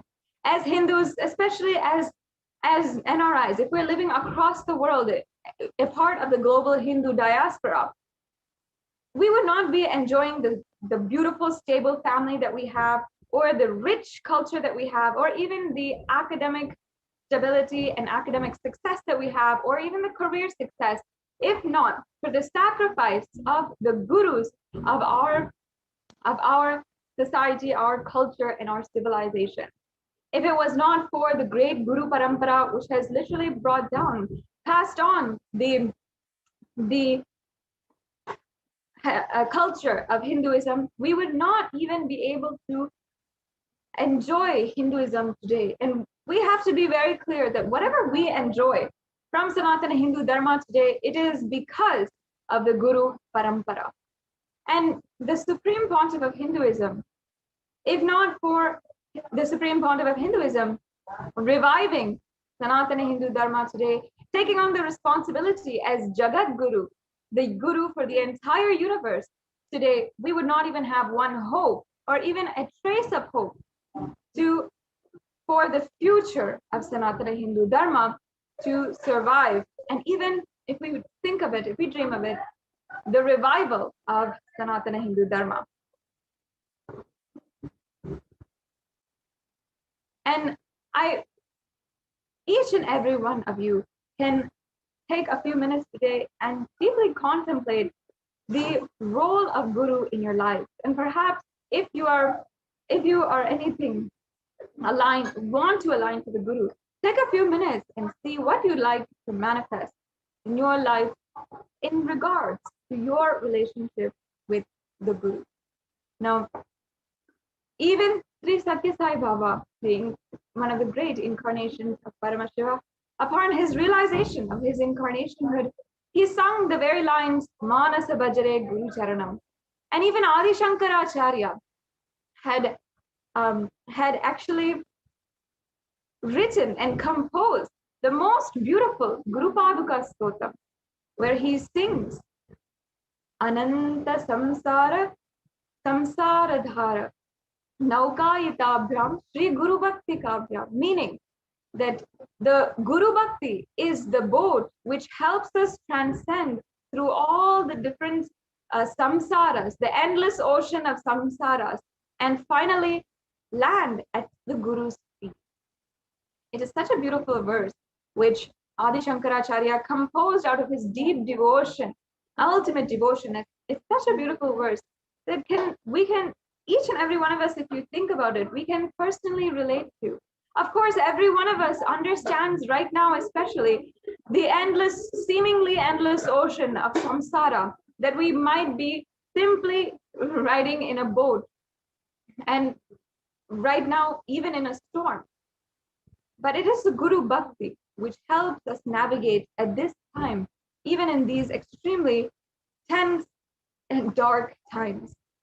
It is the Guru Padaka itself, which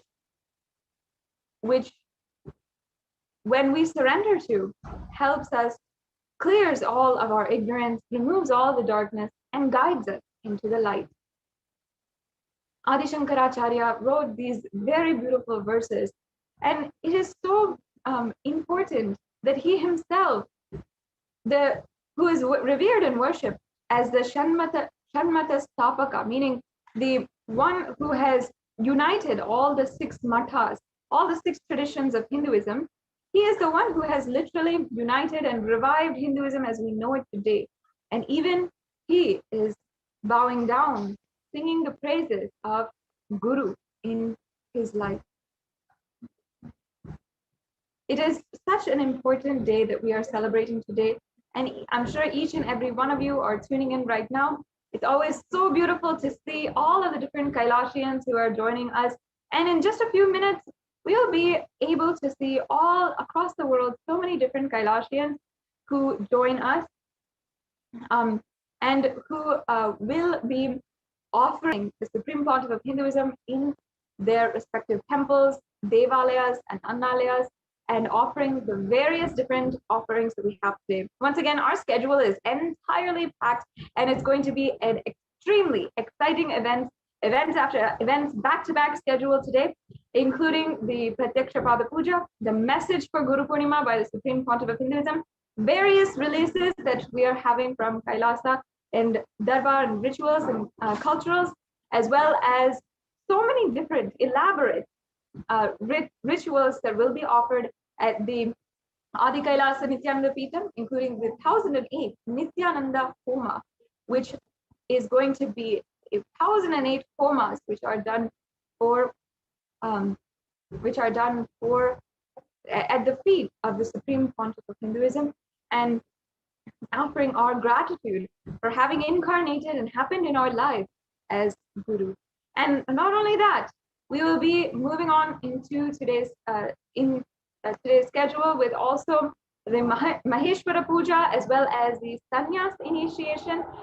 The Supreme Pontiff of Hinduism himself will be blessing and initiating new members of the Sannyas order. It's an extremely exciting event that is happening today, and we will be able to witness more and more people transforming their lives, taking up the brave and best decisions to take up the lifestyle of sannyas in their lives.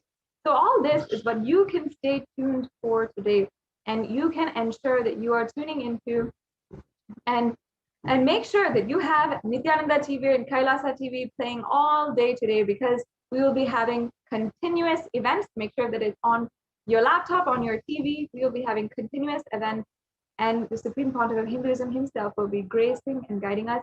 Let us all celebrate together this time in our lives, this beautiful time when we get to celebrate the presence of Guru in our lives, the very presence of the very Jagat Guru, the Guru of the whole cosmos, who is incarnated in the physical form on planet Earth today.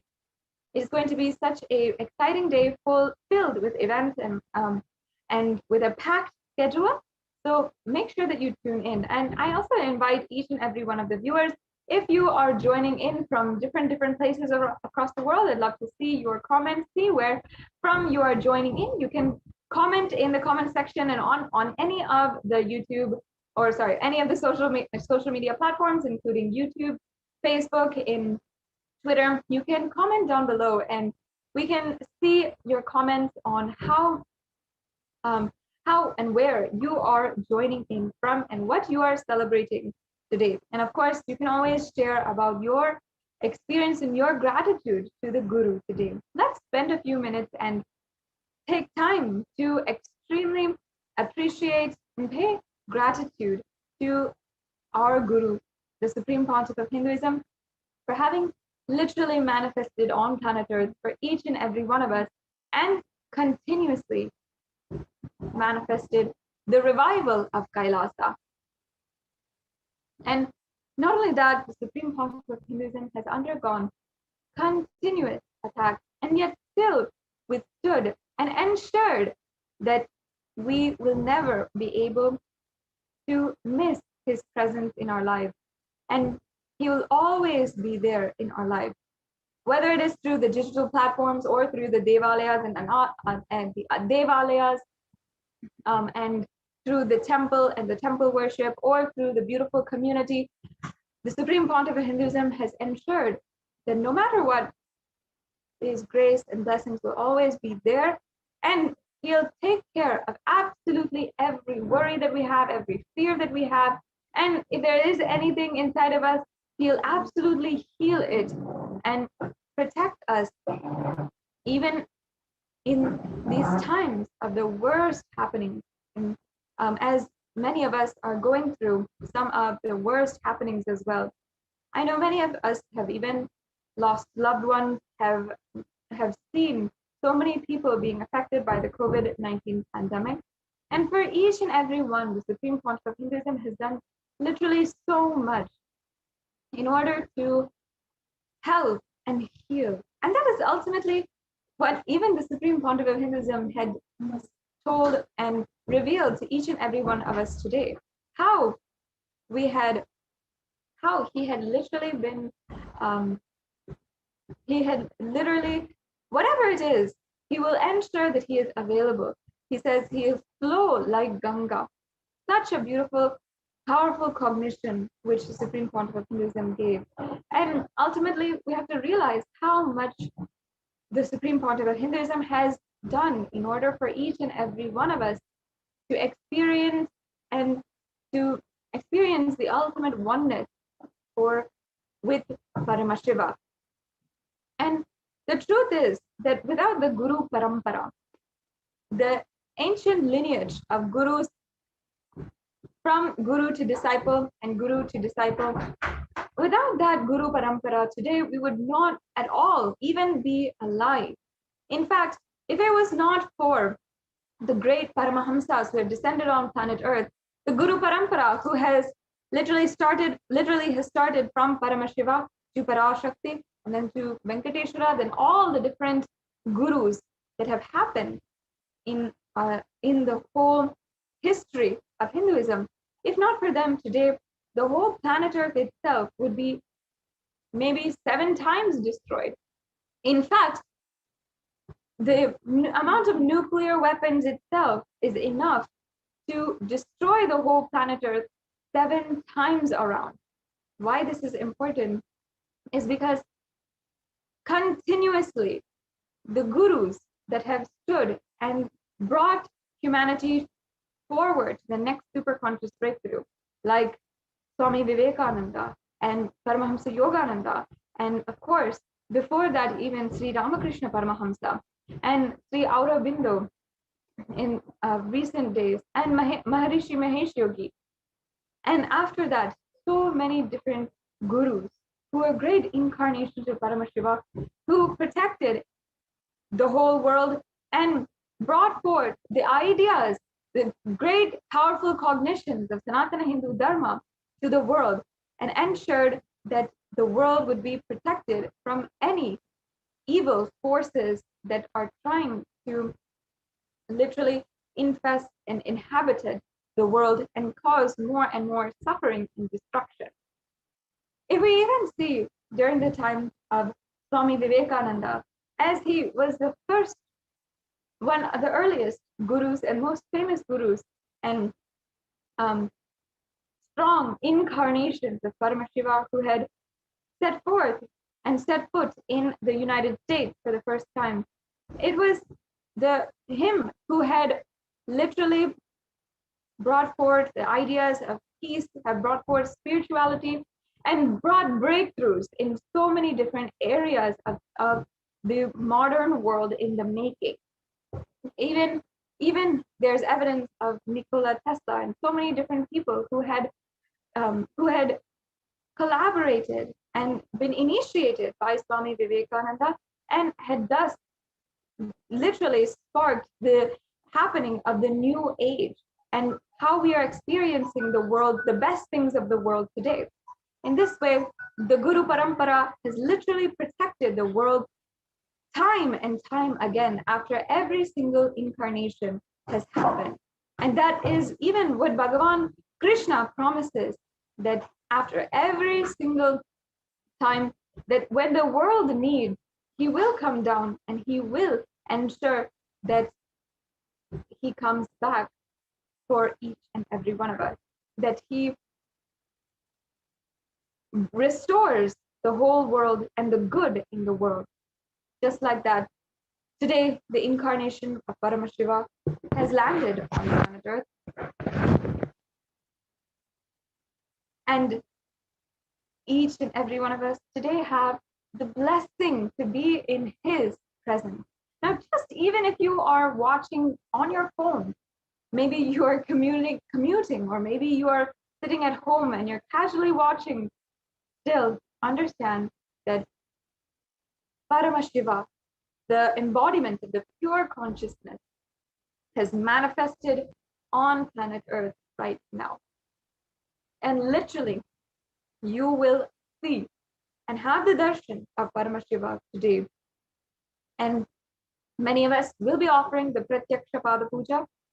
And once again, in this next, the Pratyaksha Pada Puja, we'll be offering the ritualistic sevas for at the divine feet of the Supreme Pontiff of Hinduism. No matter where you are, you can still participate, witness, and enjoy the celebrations that are happening in Kailasas across the world, and us joining together in this time. So today, all of us together can celebrate the happening of the avatar as Guru in our lives. And let us offer our deepest prayers at the feet of the Guru to achieve ultimate oneness with him and remove all the darkness, the ignorance that might be holding us at this time. Just with this offering of the Pratyaksha Pada Puja, so much can be relieved from our system, so much of baggage and burden that we might feel. So I'm sure that all of you are getting ready for the Pratyaksha Pada Puja right now. In just a few minutes, we will be beginning with the darshan of the Nithyanandeshwara Paramashiva and Nithyanandeshwari Parashakti, as well as Nithyanandeshwara Paramashiva Swayambhu Linga from Adi Kailasa Sarvagnya Peetham. And we will be inviting the presence of the incarnation of Paramashiva, the Supreme Pontiff of Hinduism. And so many temples across the world, from Nithyanandeshwara Hindu Temple in Los Angeles, Nithyanandeshwara Hindu Temple in Seattle, Washington, in San Jose, in Ohio, in St. Louis, in all the different states in the United States, as well as, of course, in the United Kingdom, in Dubai, in China, so many different cities will be joining us, and you will be able to see all the different cities, everyone who is offering and welcoming the Supreme Pontiff of Hinduism. You'll be able to see literally everywhere how we are excited to be able to offer on this extremely auspicious occasion. And you'll be able to see all the different temples, even in India, all the different temples, as well as in the United States, as well as the countries across the world, for this extremely auspicious occasion. We're just a few minutes away from being able to witness this, and we'll be able to have the darshan of the Supreme Pontiff of Hinduism in just a few minutes, and we'll be witnessing the rituals and sevas offered by the Nithyanandeshwara Paramashiva Devalaya from Adi Kailasa Nithyananda Peetham in Bidadi, Bengaluru, and also across the world. If you do not know, there's more than 2,500 satsang centers across the world, which are now celebrating Guru Poornima with us, and we are now Each and every one of us just getting prepared, eagerly awaiting, just a few minutes away from the Guru Poornima celebration. And we will be celebrating across the world. So many people have already joined in the two-way video conferencing, and we're able to see all of the different temples. And just in a few minutes, you'll be able to also see how many people across the world are celebrating the divine presence of the Supreme Pontiff of Hinduism and offering our utmost gratitude at his divine lotus feet. Today is all about offering our gratitude to the Guru. And ultimately, it always feels like I have nothing that I can offer myself. But if it pleases, I'll offer and surrender at your feet. Now, the Guru, the Supreme Pontiff of Hinduism, has literally done everything. And until now, so much has happened, and so much the Supreme Pontiff of Hinduism has enabled in order for each and every one of us to enjoy this celebration across the world today. Whether it is establishing these kailasas across the world, establishing these beautiful rituals, and reviving the science of rituals or reviving the science of living enlightenment, everything the Supreme Pontiff of Hinduism has already done.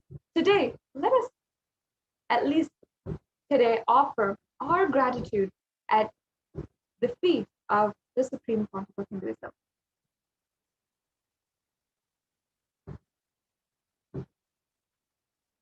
Now we're just a few minutes away. I invite each and every one of you to comment down below, join in the celebrations, no matter where you are from. I'm sure that even if you are not joining in from different kailasas across the world, perhaps you're joining in alone somewhere, or you love to watch and you're tuning in for the first time. Welcome, and welcome to this eternal celebration here at Kailasa.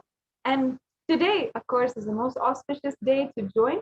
I invite each and every one of you to also share in all of the different social media platforms and share with everyone these celebrations happening with the Supreme Pontiff of Hinduism and in Kailasa. So you'll be able to, just a few minutes, to be able to, we'll be able to have the darshan of the Supreme Pontiff of Hinduism. And each and every one of us will be able to begin this celebration in Kailasa. It's going to be such a beautiful event. Let's get prepared, get ready. I'm sure all over the world, I'm seeing so many people who are getting ready, wearing their best, and also decorating the whole temple, lighting the deepas, decorating and ensuring that it is prepared for the divine presence of the Supreme Pontiff of Hinduism. It's at this time that at temples across the world, we're drawing the Golu in front of the temples, we are lighting the deepas, we're getting ready for the puja, and we're eagerly awaiting in our inner space the most delicious presence of the Supreme Pontiff of Hinduism. So in just a few minutes, we'll be able to have the darshan of the Supreme Pontiff of Hinduism, and we'll now be witnessing the ritualistic event taking place in Adi Kailasa, Nithyananda Paramashivam. We'll be right back with you and start the celebration for today.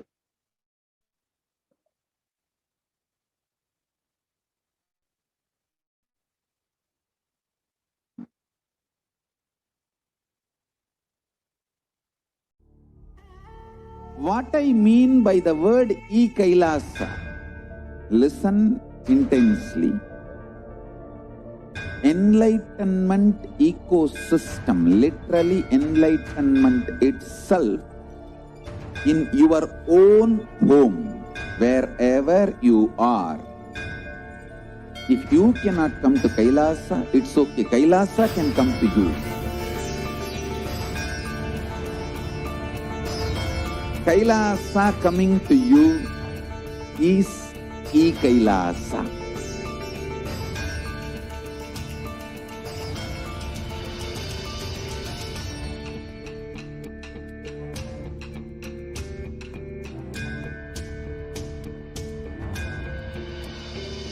I will revive Hinduism. I am a Hindu revivalist, not by any revolution, but by evolution.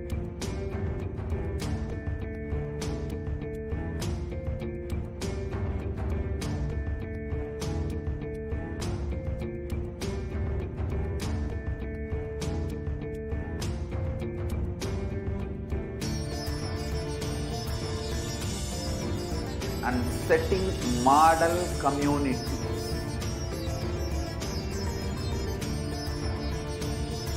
Kailasas, enlightenment ecosystems, Sarvanya Pitas all over the world.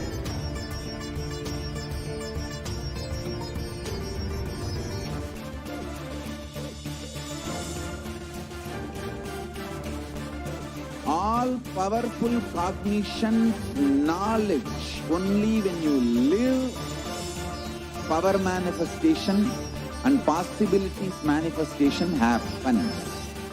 This is a fundamental truth.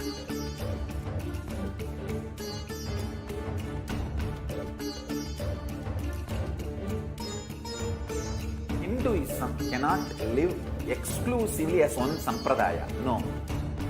All sampradayas of Hinduism is an ecosystem.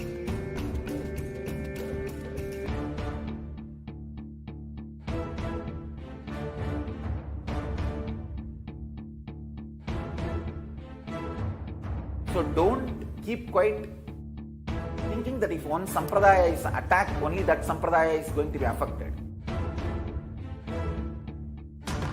All of us are ecosystems.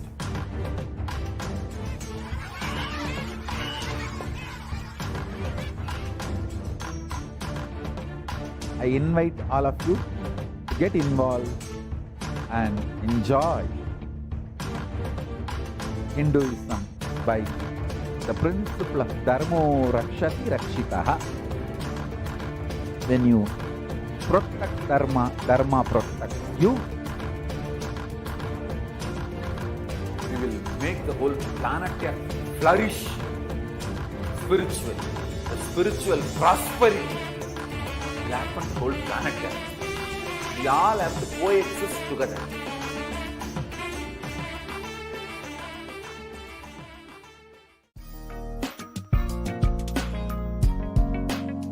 We get you health. We get you ability to build beautiful relationships.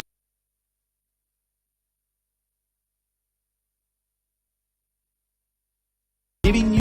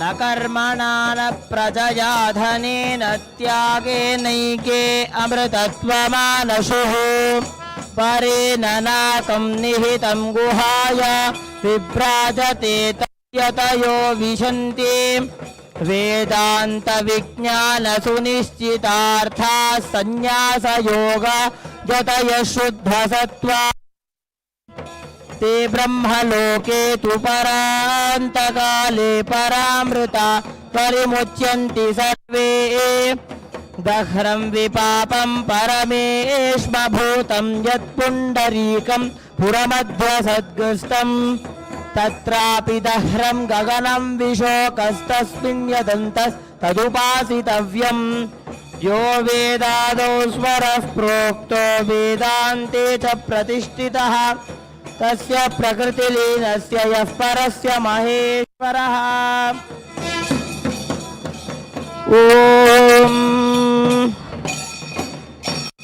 आनन्दो ब्रह्मेति व्यजानात् आनन्दाध्येव खल्विमानि भूतानि जायन्ते आनन्देन जातानि जीवन्ति आनन्दं प्रयन्त्यभिसंविशन्तीति सैषा भार्गवी वारुणी विद्या परमे व्योमन् प्रतिष्ठिता य एवं वेद प्रतिष्ठति अन्नवानन्नादो भवति महान् भवति प्रजया पशुभिर्ब्रह्मवर्चसेन महान् कीर्त्या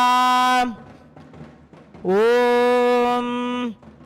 गणानां त्वा गणपतिगुं हवामहे कविं कवीनामुपमश्रवस्तमं ज्येष्ठराजं ब्रह्मणां ब्रह्मणस्पत आन शृण्वन्नोतिभिः सीदसादनम् ॐ श्रीमहागणपतये नमः प्रणो देवी सरस्वती वाजेभिर्वाजिनीवती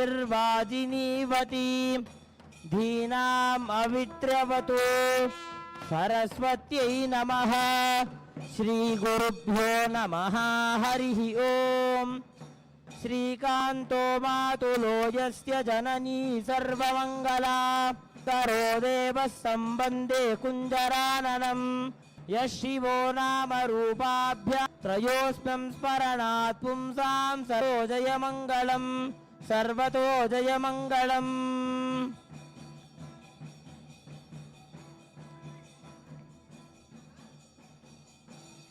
ॐ गन्धद्वारां दुरादर्शां नित्यपुष्टां गरीषिणीम् ईश्वरीगुं सर्वभूतानां तामिहोपह्वये श्रियम् मनसः काममाकोतिं वाचः सत्यमशीमहि पशूनां रूपमन्नस्य मयि श्रीश्रयतां यशः कर्दमेन प्रजाभूतां मयि सम्भवकर्तम आद्रां पुष्करिणीं पुष्टिं सुवर्णां हेममालिनीं सूर्यां हिरण्मयीं लक्ष्मीं जातवेदो महावः तां महावः जातवेदो लक्ष्मीं मनपगामिनीं यस्यां हिरण्यं प्रभूतं गावो दास्योश्वान् विन्देयं पुरुषानहम्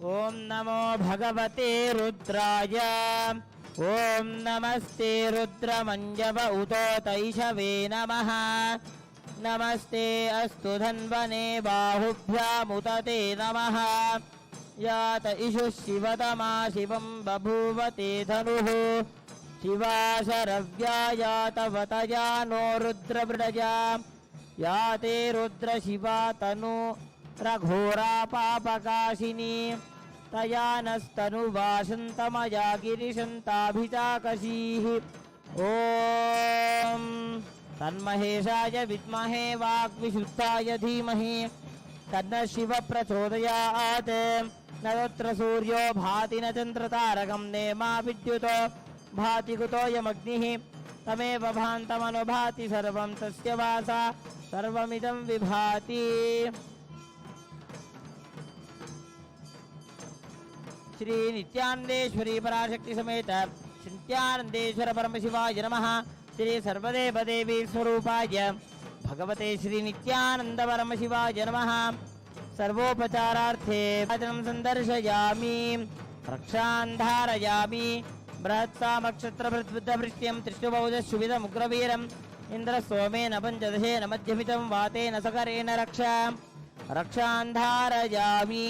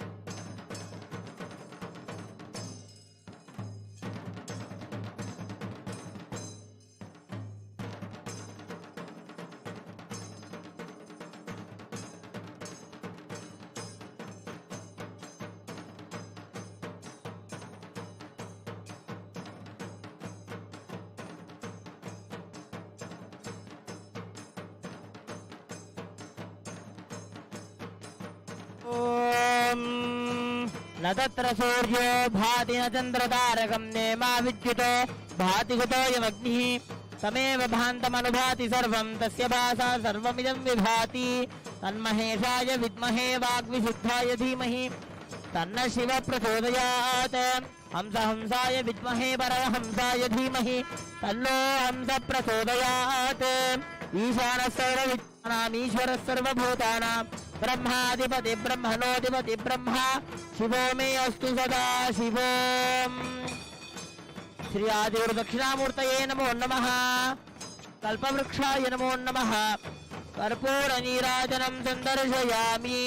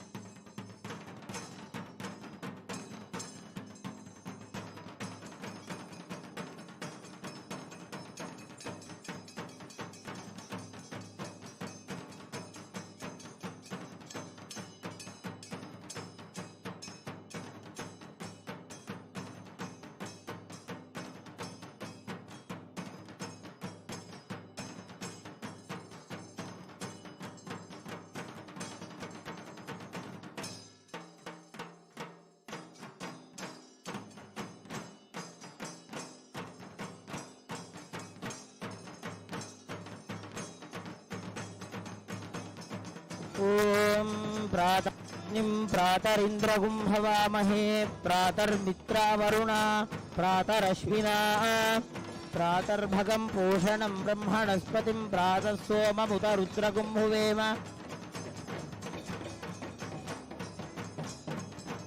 आध्रश्चित्यं मन्यमानस्तुरश्चिद्राजाच्चित्यं भगं भक्षीत्या भगप्रणेतर्भगसत्यराधो भगेमा धियमुद वददन्नः भगप्रणोदनयगोभिरश्वैर्भगप्रणृभन्त्रबन्तस्याम उतेदानीं भगवन्तस्यामोतप्रपित्वमुतवध्ये अह्नाम् उतोदिता मघवन् सूर्यस्य वयं देवानागुं सुमतोऽस्याम भग एव भगवागुम् अस्तु देवास्तेन वयं भगवन्तस्याम तन्त्वा भगः सर्व इज्जो हवीमि स नो भगपुर एता भवेह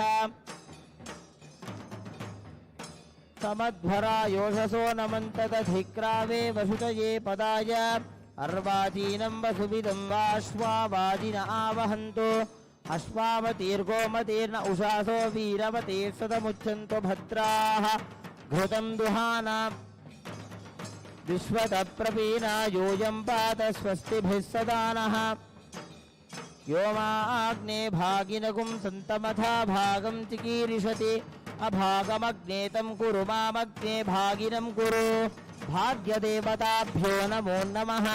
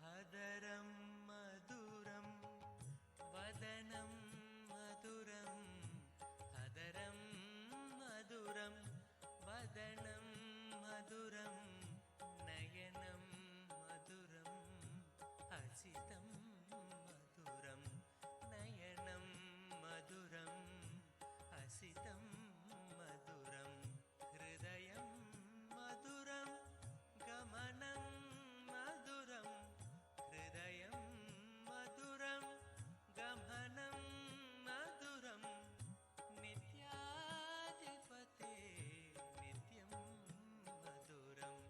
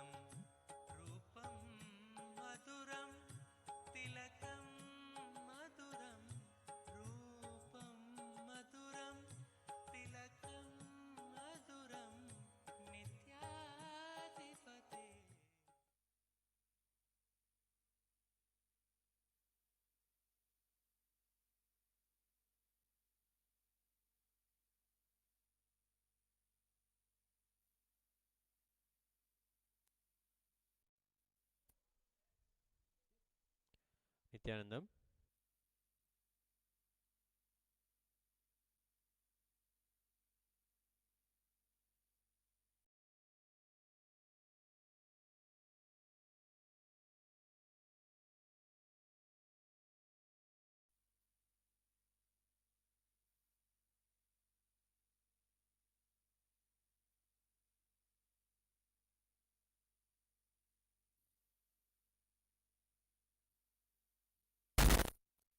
Check, check, check, check, check, check, check.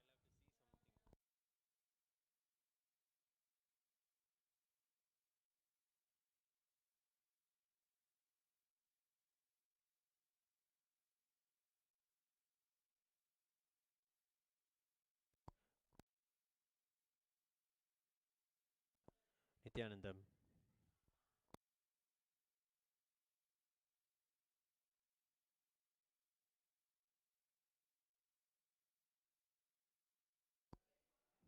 Nithyanandam. Let us now prepare ourselves to receive the darshan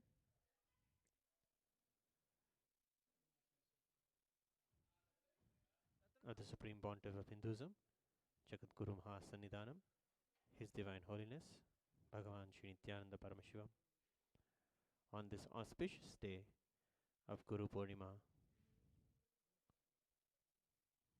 Please be seated with your head, neck, and spine in a straight line. Intensely chant the Mahavakya.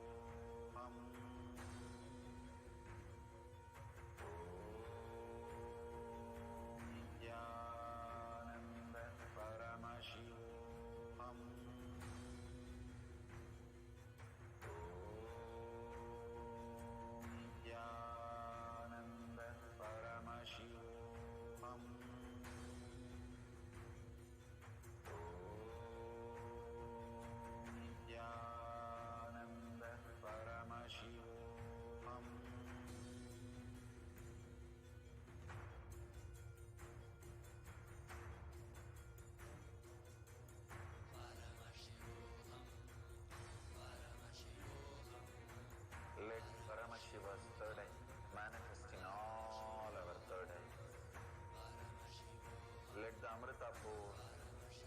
Let the Varni open up, manifest in all of us.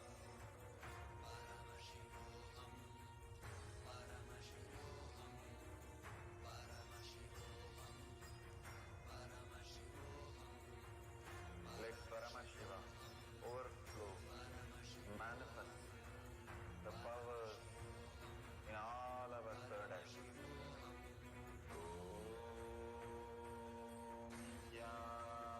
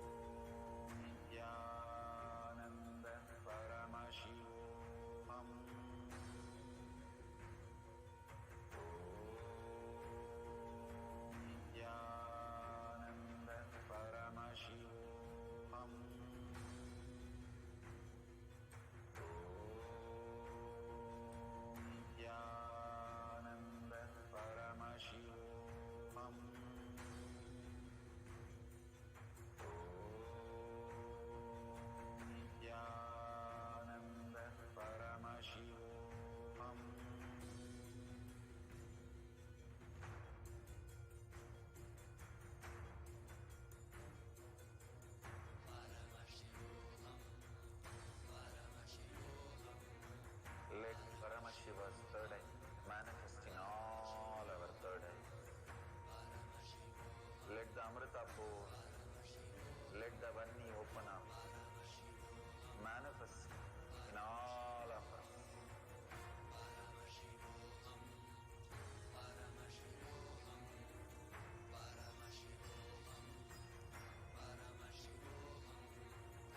Let Paramashiva overflow, manifest the powers in all our third eye. Nithyananda Paramashivoham.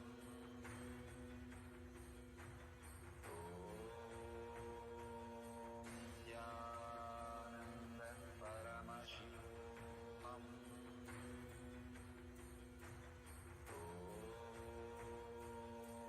Nithyananda Paramashivoham.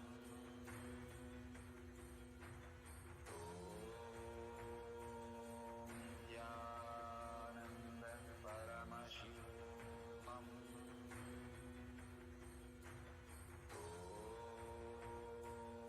Nithyananda Paramashivoham.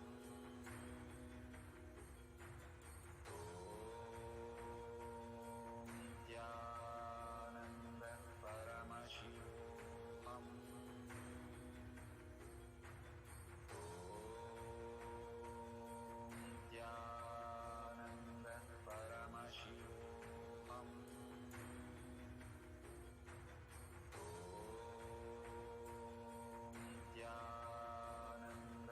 Paramashivoham.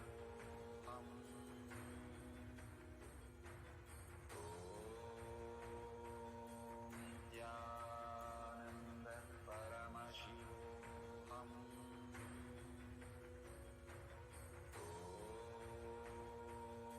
Nithyananda Paramashivoham. Nithyananda Paramashivoham.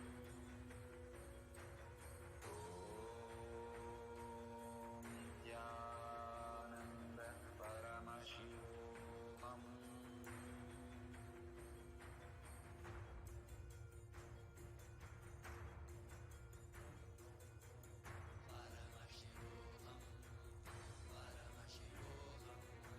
Let Paramashiva's third eye manifest in all our third eyes. Let the Amrita pour. Let the Vani open up. Manifest in all of us.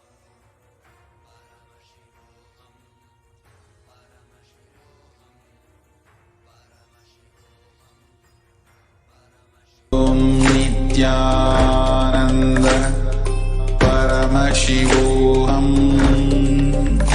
Om Nithyananda Paramashivoham. Om Nithyananda Paramashivoham. Om Nithyananda Paramashivoham. Om Nithyananda Paramashivoham.